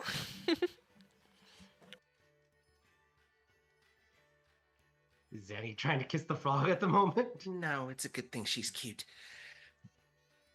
Just Zanny mutters that under her breath, and then she's going to switch tacks and go to the remove curse because she prepared both today. Okay. All right. Are you just casting remove curse or any other buffs for it as well? I only have one more spell slot, so it's remove curse or nothing. All right. So Um, I understanding that I as Zanny, like understanding as Zanny that I have used my inspiration. It's like, Alice, do you have any more nice words? Do I have any more nice words for you? Let me think about that after you just gave me so much sash for my very good, idea that I just had. Let me think about it. Yeah, okay. I'm just kidding, darling. She's gonna put her hands on Zany's shoulders. Down low. Darling, I meant what I said when you are the smartest, most intelligent woman, I know the same word, I'm not the smartest woman that I know, and if anyone can fix this frog, it's you, because Lance could probably do it, but he'd probably kill him or squish him first, let's be honest. So, if anyone can fix this frog and put him back to where he's supposed to be, it's you, and you've got this, alright? I'm here to back you up. I'm here to guide you. Every time you say that, I feel better for some reason. It's because I love you, darling. Oh, I love you too. Hold that thought. You, turn the fuck back. All right. Again, roll a d20 plus a d4 plus a d8. and plus that is it plus that 11 modifier, or is this one a Yes, straight the roll? 11 modifier also as well. Okay. Sorry. 31. Again, you cast the spell and you could feel it. You feel civilization's power is lowering the DC, but this is a hag's curse, and the DC has been lowered. But even then, as you feel the curse, it is a curse. It is something that is a fey curse, very powerful. And you remember what Daphne mentioned, that they're like they can't tell you what the curse is, um, you can sense it's of that nature, powerful curse, and you are getting close to it, but the magic, the abjuration, kind of like bounces off of the frog skin.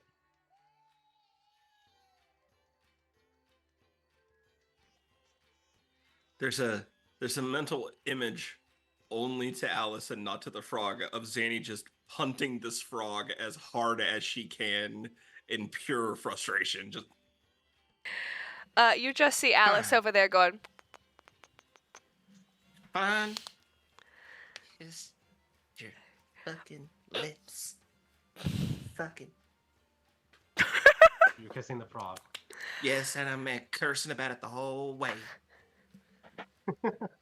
You just if this, and then right before I do it, just look over at Alice. If this works, I'm telling everybody. fuck. as you kiss, giving him a kiss that is selfless, the curse shatters, and you are kissing a half elf. Your fan's gonna like loop forward, and he's just like leaning down on you just because of the pure height difference for a moment. No, And fucking. then he falls to his knees a little bit because he is now on his knees to be like eye level with you. He is a prince. immediately like hands on his shoulders, lips off of his. Like, I got you. Ah, did it. Thank you. One hand is still on his shoulder. The other hand has gone to a middle finger towards Alice, still looking at this man. Maybe I'm the smartest, most intelligent girl in the world. I told you you were. Wow. I really appreciate that. Thank you. Thank you. He just goes and gives you a hug. As, Oh, I'm little. ah, thank you. Ah, did I introduce myself before? My name's Abdel. Oh, I don't. Not to me, you didn't. Xana Sharklore song. Pleasure. He kind of like stands up and is like just looking at his body. Wow. I'm Wow. back. Anyways, Yeah. is just Wait. because you said wow, is Alice just nodding and looking at his body? No, Alice is a loyal wife. Lumi sees the biceps. Sorry, Michelle, I love you. So, Oh. Well, kiss, selfless kiss from one who has nothing to gain. But yeah. That'll do it. No problem. How? I don't know how to say this delicately. Do you have a life to return to?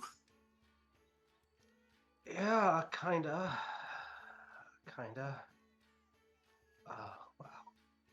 And you see, he kind of like sits back for a moment, and he kind of like accidentally sits on the fountain. It's like, oh shit. Ah. And he's Oh just like, yeah, we're in a garden. You were a frog, so. sorry, I'm a little disoriented. Yeah, I did have a life before I got turned into a frog. Probably over right now. But I have some means. Kind of like pats his pockets. Yeah, I have some means, and you kind of hear like the little jingle of coin in his pocket. Okay. I have means. I can help support myself for a bit. Try to make some calls, telegram. What is it that you do for a living? Uh, well, before I got turned into a fucking frog, I was an artificer. I worked in crafting magical items. Oh, My family owned some mines, so I also had that coming forward with me. Had access to metal and such.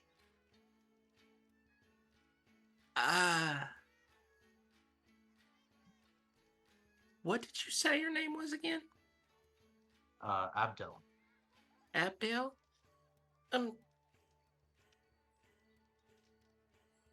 I will say offhand, I don't know of anywhere right off that would have use of your services. But I also believe that at some point in time, quite soon, we may have use of your services.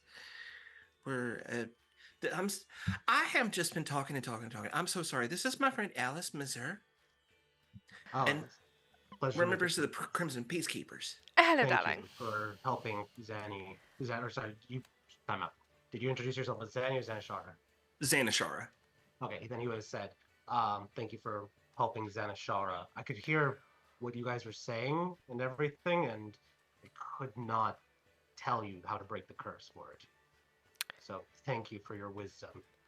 Oh, of course. I mean, I spent a lot of time reading fairy tales when I was younger, so why not put that into practice?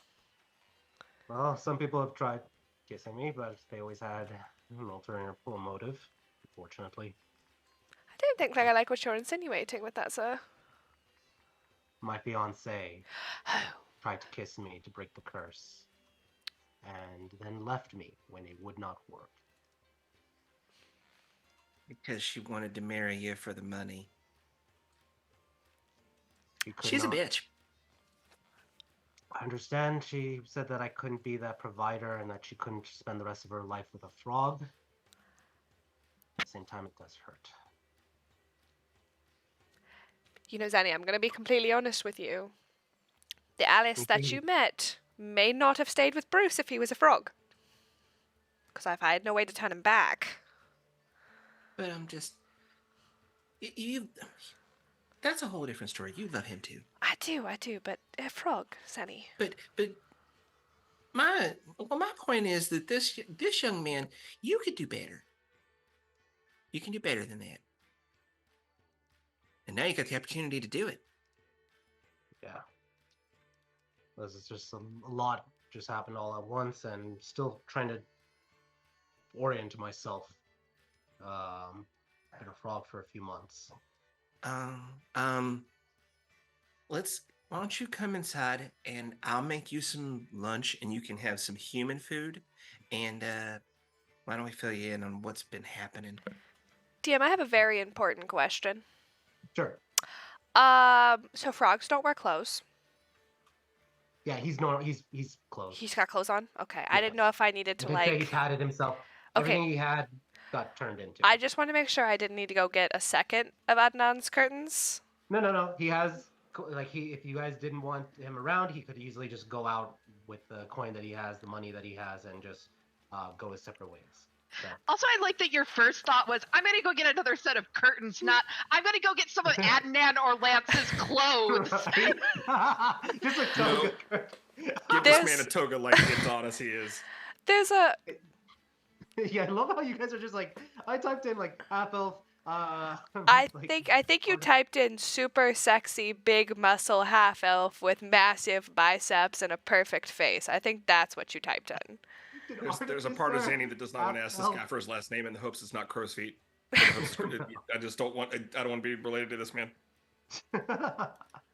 But yes, so you help Abdel get resituated. He does eat a lot because he's now acclimating to a new metabolism all over again, and just you can tell he's exhausted. Like the magic did affect him for everything because he's switching from the mindset and the body of a frog to back to a human for it.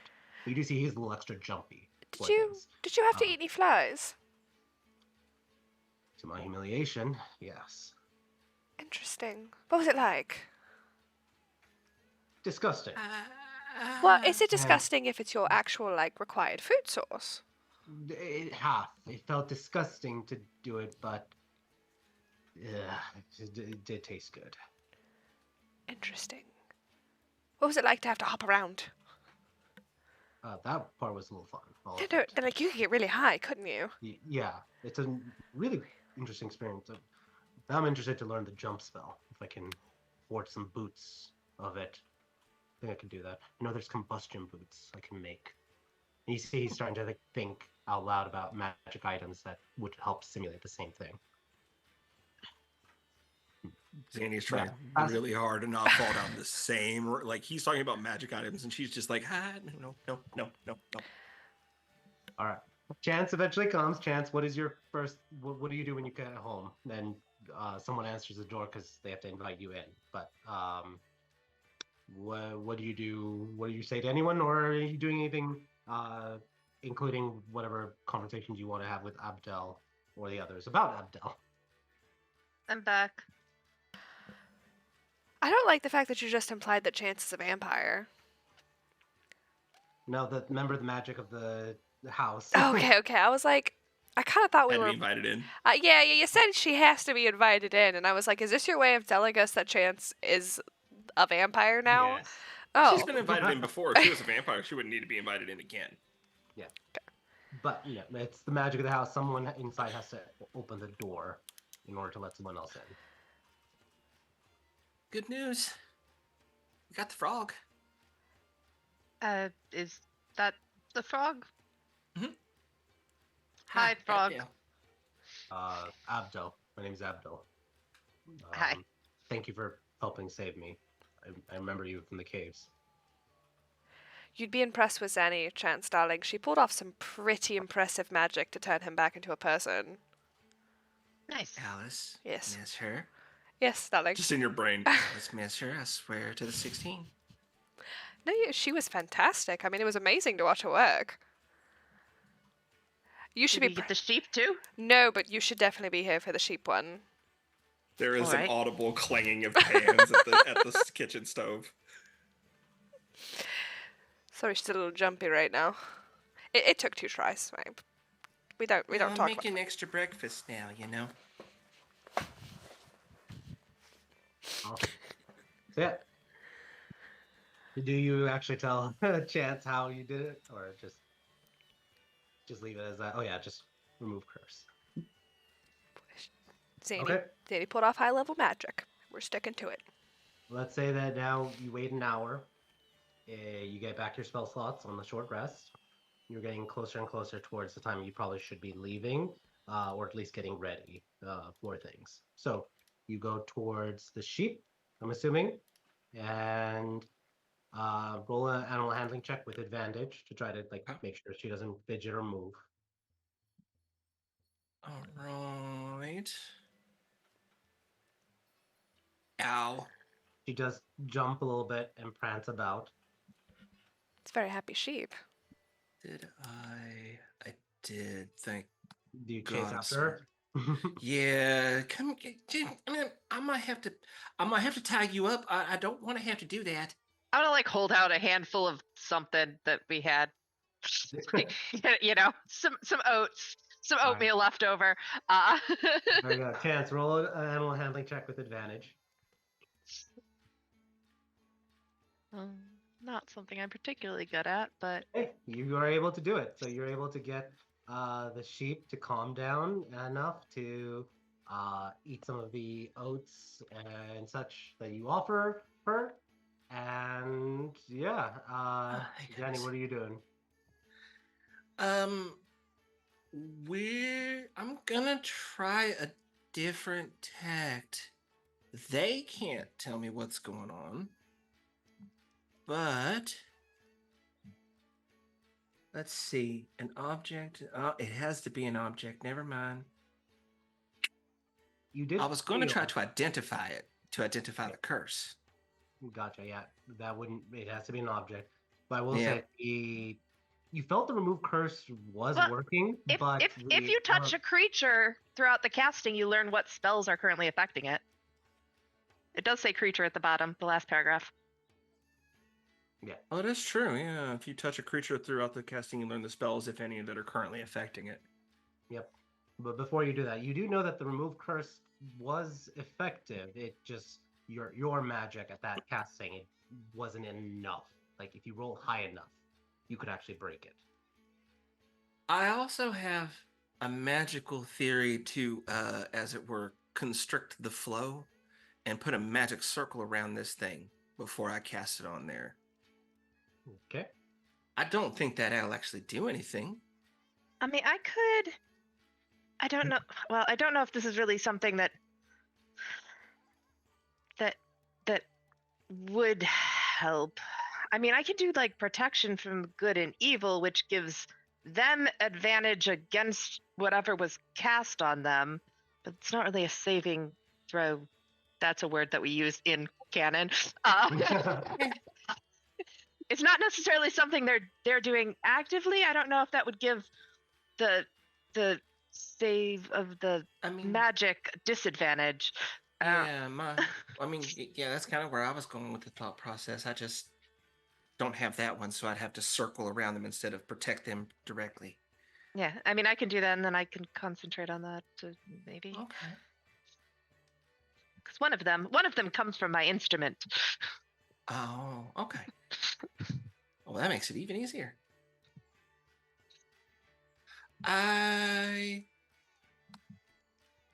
Yeah, we'll give ourselves every shot we got on this one because we're only going to really be able to take one. If you're gonna do that, I'm gonna do enhance ability on myself for intelligence. Okay. So wait, what was the plan? Like, which spells are being cast? There's enhance ability for intelligence. And I'm gonna protection from good and evil on the sheep. Okay, great. You cast it on the sheep, and then you cast enhance ability on yourself, Zanny. And then, are you getting guided or inspired? And I mean, yeah, I can bardic you. She can bardic you. Either one of us can, but sadly, Well- both of us can't. just knowing that she's already asked Alice twice and knowing that it is a limited resource, as it were, it's not something bards can just do all the time. Girl, a short we it had a resets on a short rest now. rest. Well, yeah, but you still have to rest to get them back. You can't just do them all you want right now. So, I'm just gonna. I'll look over a chance. Honey, do you? I have been asking Alice all day long for help, and I'm pretty sure she's tired of it by now. Do you? Okay. You think you could help me out with this one? Right. Sure. Well, you've already done this once, so I feel like you have the skills and practice to make the second time even easier. Is Alice actually snickering at that? And does Alice cast guidance on her? Yes, very much so. There you go. Still giving you the finger. Yeah, right now, Chance has no fucking clue what's going on, but Zanny's just giving Alice finger. It's like, I swear, Okay. a lot. You can roll now that roll again with advantage, a d20 plus a d4 plus a d8 plus 11. all right. So I'm gonna roll that amalgamation just twice. 33 and so the 33. Roll one more time. This is the DM. God, that's a fucking 4 on the D20. There we go. Oh, Because it's like that natural one on the d8. I'm like, Weirdly, you actually rolled worse on your d20, but you rolled better on the other things. yep. yeah, you rolled from a 19 to a 14, but then you went from a 2 to a 4 and then a 1 to a 7. So, Oh, that 19 to a 4 just shot me in the foot on the second one. I was like, oh. yeah. 35 was the DC. Oh. You cast the magic on the sheep and you feel the hag's curse. And it is a curse, and you know that the sea hag had tried to turn Lance and say, oh yeah, we're gonna make this more permanent. And you don't know what, like, oh yeah, they're gonna eat him as a sheep, or they're gonna throw him and shear him, or whatever it was they were planning on doing. But you look upon that and you look and see upon this sheep the same curse, this time made more permanent, and you cast the remove curse, and it is a shot, an energy, a blast of abjuration as you are trying to crack the fluidity of the curse. And as your energy hits hard, it starts to unravel and become more fluid-like.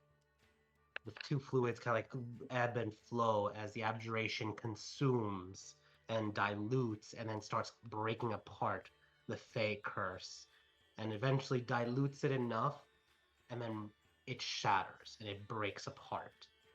And the sheep transforms, Bibbidi bobbidi boo this. and becomes a young girl. Looks like to be 12 years old, wearing a yellow shirt and some green pants. And she's on all fours, and she just gasps as the energy breaks apart, and she is restored. Are you okay? Ah, Ah, ah. And she kind of like shakes her head a little bit. I think I will be. She almost like throws up a little bit. Okay. All right, I'm yep, good. it's fine. She sits up, wobbling on 2 feet for a moment, and then, Do you remember what happened to you?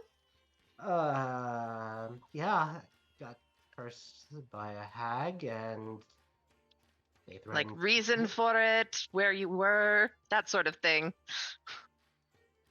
It's hazy, but I remember. Dad When you were? a few weeks, months. She kind of like raises her hand. Hold on. She kind of like, all right. They made a deal, and I got turned into a sheep as punishment and payment. Uh, yeah. I don't know where my parents are right now. I guess that was what I was trying to get. Was it like a payment? We had a whole thing with parents selling their children to the hags. Yeah. I think this is. Wait, which city is this? Tamashk? Okay, I'm east. Loneville, Railroad Town, I think. Yeah, that's where I'm from. Railroad Town. All right. Do your parents have names? Can you accurately describe them? We could try to contact them if you want. You see, she kind of like looks upset for a moment. Do you want to? I don't know. They sold me out.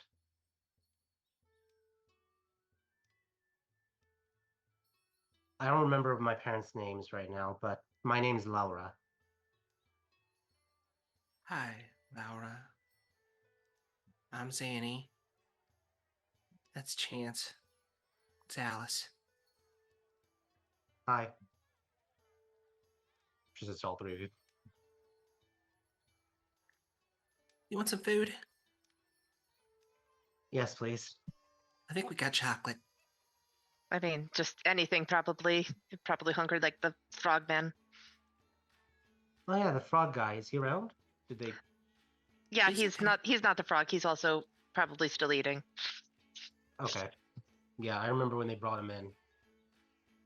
I'm not sure how long ago that was, but he was definitely after me. Okay. That's a couple of months ago. So You see kind of let's like a go. darker look past her eyes a little bit, just like knowing how long she's been a sheep.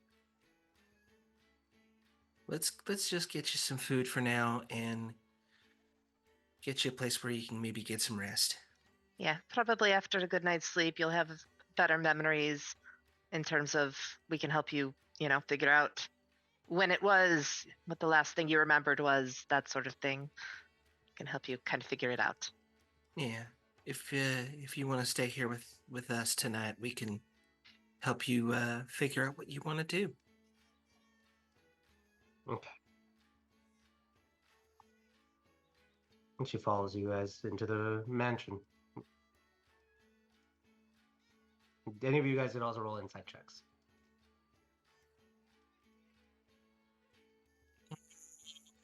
I am going to, not so much as this child lying, but as to her frame of mind and how much she is masking her trauma. Yeah, that's pretty much what this insight is for. Yeah.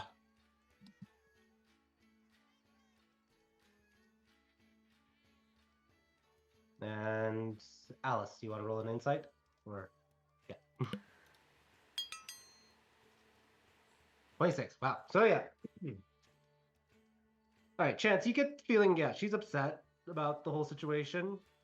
Zanny with a 19, you definitely feel like there's a lot of anger right now and a lot of hurt and confusion. And Alice, you are seeing a lot of your sisters in her. How Which they would one? react. A lot of them. uh, how they would react, let's say Simone, if someone betrayed them. There's a lot of hurt, there's a lot of pain, and a desire to lash out. Not necessarily at you, but just a lot of hurt. And you can kind of tell looks like at least a tomboy, especially like what she's wearing. Uh, after, after you get some food in you, darling, perhaps we could, go out during the loudness of the festivities and find a way to blow off a little steam. No? I mean, it's been a while since you've run around and stretched those legs, correct? Yes. Little persuasion check. There it is. Ugh. I guess. It's more of an affirmation, but from a preteen. I'm very preteen. Yeah, no. I have a little, Isabella's still, she's still little, so. Yeah. Well, look, we'll get some food in you, and then we can go get some worse for you food in you, and I don't know. What? I don't think we have time. I think we have to leave in about 45 minutes. Is that the case? Oh, well, don't worry. Zada's coming over to watch Ori, and if anyone knows how to get up to trouble, it is Zada. So I will just tell her that she is permitted to allow a little bit of trouble as long as you're in bed at a decent hour, okay?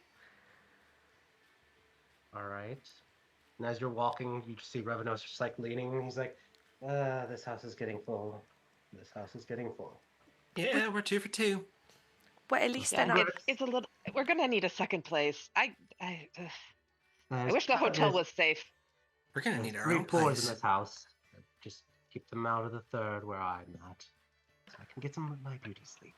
Oh, I actually was going to put the nursery up there. Well, Lara just looks at him. What's his problem? so many things, Mhm. darling. Did you just say what's my problem? I'm gonna turn you back into a sheep. You will do no such thing. She just looks at him and is like, I don't get it, but okay. Elsa's going to put a hand on her shoulder and go, look, if you want to mess with somebody, he actually might turn you back into a sheep. So, like, there's a fine line between what you can say to him and what will get you turned back into a sheep, but walk that line as much as you want to. Okay. Oh, you make it sound like I'm a villain. No, you're just a little bit vengeful. I didn't say you wouldn't turn her back after you turned her into a sheep. Like, she'd just have to be a sheep as punishment for like an hour and a half. Fair. It's all about whatever. I'll just quit while I'm ahead. There's nothing graceful that I can say in this situation. I just walk Kids, off. can we stop talking about traumatizing the child some more while I go make some food? Thank you. He walked off to not say anything else to me. All right. You guys finish off your quick meal for everything. Laura and Abdul are kind of like hanging out around each other, kind of like talking a little bit about their shared trauma, or at least, or perhaps not necessarily talking about it, but you can kind of feel like there's a sense of camaraderie of both of them being turned into animals. The rest of you get ready. Alice? For anyone who may not know, fortunately, John just messaged may not be joining us at all, but we're going to be ending probably a little early for I mean, it. it's 9:30. I didn't expect that he'd be joining us at this point. Yeah. Well, he did join that one time at like 30 minutes before. That was right before you guys started going to right before you met Ilzad. So, but yeah, you guys get ready and head over. Is there anything you guys are doing in preparation before you get into the carriage and head to the Quiet Palace? Yeah, I'm not leaving until there's a responsible adult to take care of the many, many children we now have. There's only two. there's a lot of adults in that house, but I want a But responsible we need one. a responsible one, yeah. I mean, technically, Revenos is responsible. Lance is pretty responsible. He's coming with Yeah. us. Oh, that's right. Yeah. Reven- I mean, for all the jokes aside, Revenos is probably the guaranteed Yeah. be safe. Yeah, Zanny gives him a lot of shit, but he is the best home security system you will ever have. He's a perfect home security system. He's not a great take care of a preteen and a baby, He and likely not he's get dealt the with my preteen entire arrested. family for 200 years. He can deal with babies. All the babies. All right. Z does arrive. She yells at you a little bit when she finds out she has to do a preteen as well. Darling, darling, darling, darling, don't you remember when we were in school and we had to babysit Bella all those times? Yeah, but And like now I have to I had to babysit Bruce, and I know he's on baby, but still I had to babysit him, the and I had to babysitter. babysit and then now the baby, and now I have to. Well, honestly, think about it this way. And I told her that you're allowed to, go out and get up to shenanigans or whatnot. You just have to take the baby and kind of just put it on you, like wrap it up somehow and make sure it's supported, and then you and Laura can get up to whatever it is you do. I don't know. You're a dawn caller. She's probably interested in finding out something that you do. I don't really know what's in the mind of preteens these days, but you could take her around. She's Good a little old bit Laura. she's a little bit angry because she has been a sheep for a while. So if you want to go throw bottles or, shoot at something, Laura, is that your name? Yeah. You want to shoot some stuff? Sure. There, problem Uh, solved. before we do take off, I want to talk to Laura. Okay. So you talk to Laura. I just want to just pull her aside real quick and just be like, You have been through a lot, and nobody here would blame you if you decided to say, and pardon my language, but fuck all of this, and you just decided to take off. I'm asking you, please don't. I know I've been pretty close to where you are right now, and I know that a whole lot of inclinations in your head are telling you to run because these are a whole bunch of really scary people that are big and you don't know them, and they might hurt you. But nobody in this house is going to. I swear to you. And come the morning, I want to talk about your future. Really talk about it. Roll a persuasion check with advantage.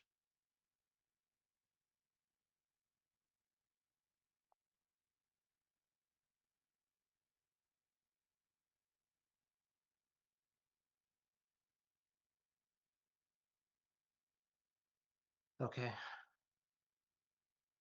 Okay. Thank you, honey. And here, since you're going out, and I'll give her like 50 silver. Okay. Wait, Silver or Yuda? Yuda, giving her Okay. 50, Just 50 checking. paper Just money. checking. Yeah. Yeah. For it. So, cool. You give her a $50 bill or five tens. Doesn't matter. You give her the 50. I'll give her. I'm gonna give her 10 fives so that she can be like, she can Gotcha. spread it around, so she can feel like Mrs. Moneybags. There we go. Perfect. All right. And with that said, you all go to, or is there anything else I should ask all three of you? Anything else you guys are doing before you head out? I how am. long is the?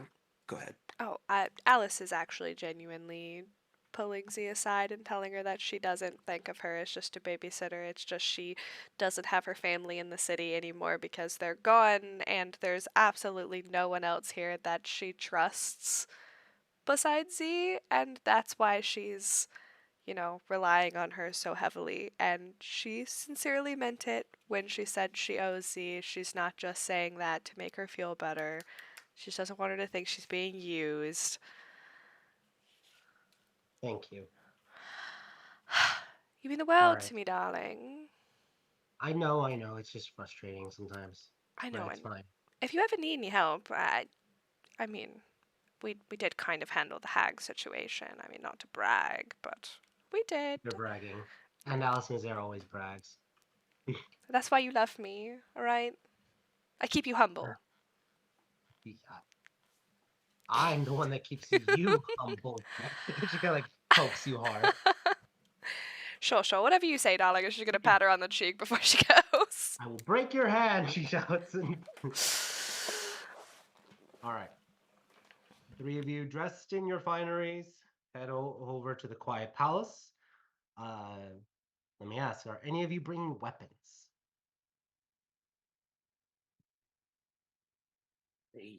Yeah, Zanny's not going in there without something. I'm just wondering if it's gonna be a thigh knife holster or if she's gonna legitimately try to bring her whole ass gun. I think it's just gonna be a thigh knife. Okay. Anyone else bringing any weapons? I How don't even long? have weapons. How? It's a overnight thing to reattune to my other spellcasting focus, correct? No, it's an hour Oh, to then at something. some point during the day, because she knew she was going to reattune to her martini glass spellcasting focus, so she can actually take that in with her and not just have a giant violin. Okay. So she's gonna take that, and Alice is wearing her leather armor, but it is the same color as her dress, so it effectively blends in, looks like a corset. Again, Fair. Alice is not convinced they're not gonna get into a fight tonight because so far there hasn't been a night that they haven't gotten into a fight recently. Fair. Mm-hmm. So So she's prepared. you all. Oh, good. I will also get back my Pearl of Power from Lance because he Okay. hasn't been using the thing for a while anyway. And just for the night, I'm going to snag it back. And I've changed my attunements to Pearl of Power, Ring of Mind Shielding, and the Boots of the Desert. Boots of what? Or the The desert? Boots of Okay. the Desert. Great. Yeah, and those I'm attuned to and I'm wearing them, but it's purely for aesthetic value. Excellent.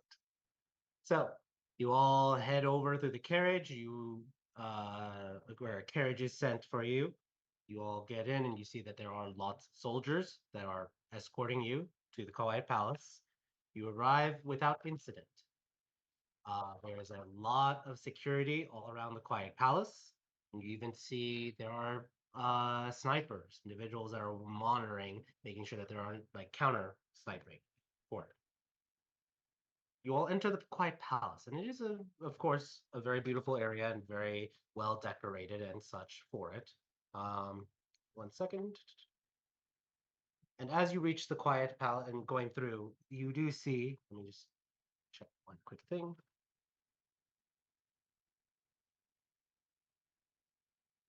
You do see that there is like these built-in devices that you have to walk like slabs of metal that you seem to have to walk past. And when you walk past one, Zanny, there's like a little beeping sound that comes off of one. One is like, Bolt, looks like you may have some weapons on you. Oh, okay, yeah, it's this. Hang on. She just reaches down and yanks it out. Hey, you go. Okay. Continue walking by. And again, another row of medals, and it beeps again. Like they look like, you guys have magic items. Which one? Who has magic items? Oh yeah, hi. We're practically made of magic at this point. Yeah, I mean, the boots, the ring. Oh wait, sorry, the ring's invisible right now. I'm wearing a ring. All right, let's do some screening. They have like this weird wand, and they are like identifying castings on you just to see what magic items you have. We're going through TSA. Yeah. Oh my gosh. Mm-hmm. This is a new experience for all three of you, but security's tight.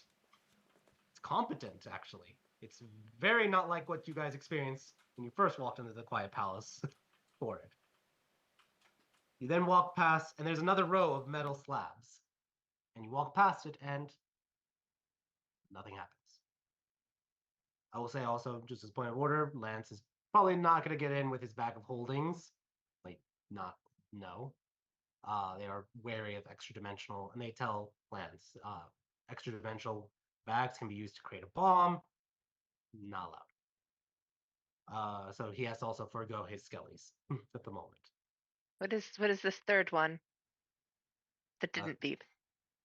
for any enchantment magic, ma'am. Oh, if we're being enthralled, that kind of stuff. Okay. You reach one final door, and there is a person that looks like an apothecary. And they're like, uh, this is gonna hurt a little bit, but we do need to check your blood. They pull out a little pin. Finger, please. Sane just holds hers out. They prick your finger, confirm that it is red blood, and then have a swab that has like magic ointment and just one swab of it and gone. Next. I understand the precautions, darling, but this is awfully humiliating. She prestidigitates it and then pokes your finger. Red blood. You're cleared. You're not a changeling. And she gives you a swab and she kind of like cleans your finger and then prestidigitates it and you're good to go. Chance, same thing. As long as you're willing, she's gonna poke your finger, confirm your blood, and then swab it. But Do we take 1 point of damage? no, it's just like a paper cut. It's like a negative. It's like a 1.1 point of damage, but it's healed very quickly. You've clearly never had a paper cut. I have had Those ones are the worst. Those are the ones that last, weeks in pain. This is the one. You're right. You are right. But yes, all of you at least are confirmed, and you can appreciate the level of security that they're doing, as well as any other wards that are inside the building itself. You arrive at the feast hall, and you see that there are people offering drinks at the moment, and then you see a long table with 32 seats. All of you would understand 32 is 2 times 16, and that is the number that they're going with, the sacred number of maximum amount of guests they're allowing in order to like honor twice as much of 16. You see a lot of individuals. A lot of individuals. You see the general, you see humans and other magicians, you see half elves and dwarves and all these individuals. 27 other individuals who will hold power and sway over the governance of Ares. One of which you notice is Avalos, who I gave him a makeover, who is in one corner drinking wine. You do see Nadira is present, and she is talking to another, what looks like another general, who some of you who have read the papers may recognize his picture. This is Ahmet Al Kaplan, the general that will be leading the westward march for the armies to keep pushing into the west to conquer and retake in the Civil War. And as a sneak peek, I'm going to direct everyone's attention briefly here. You see several individuals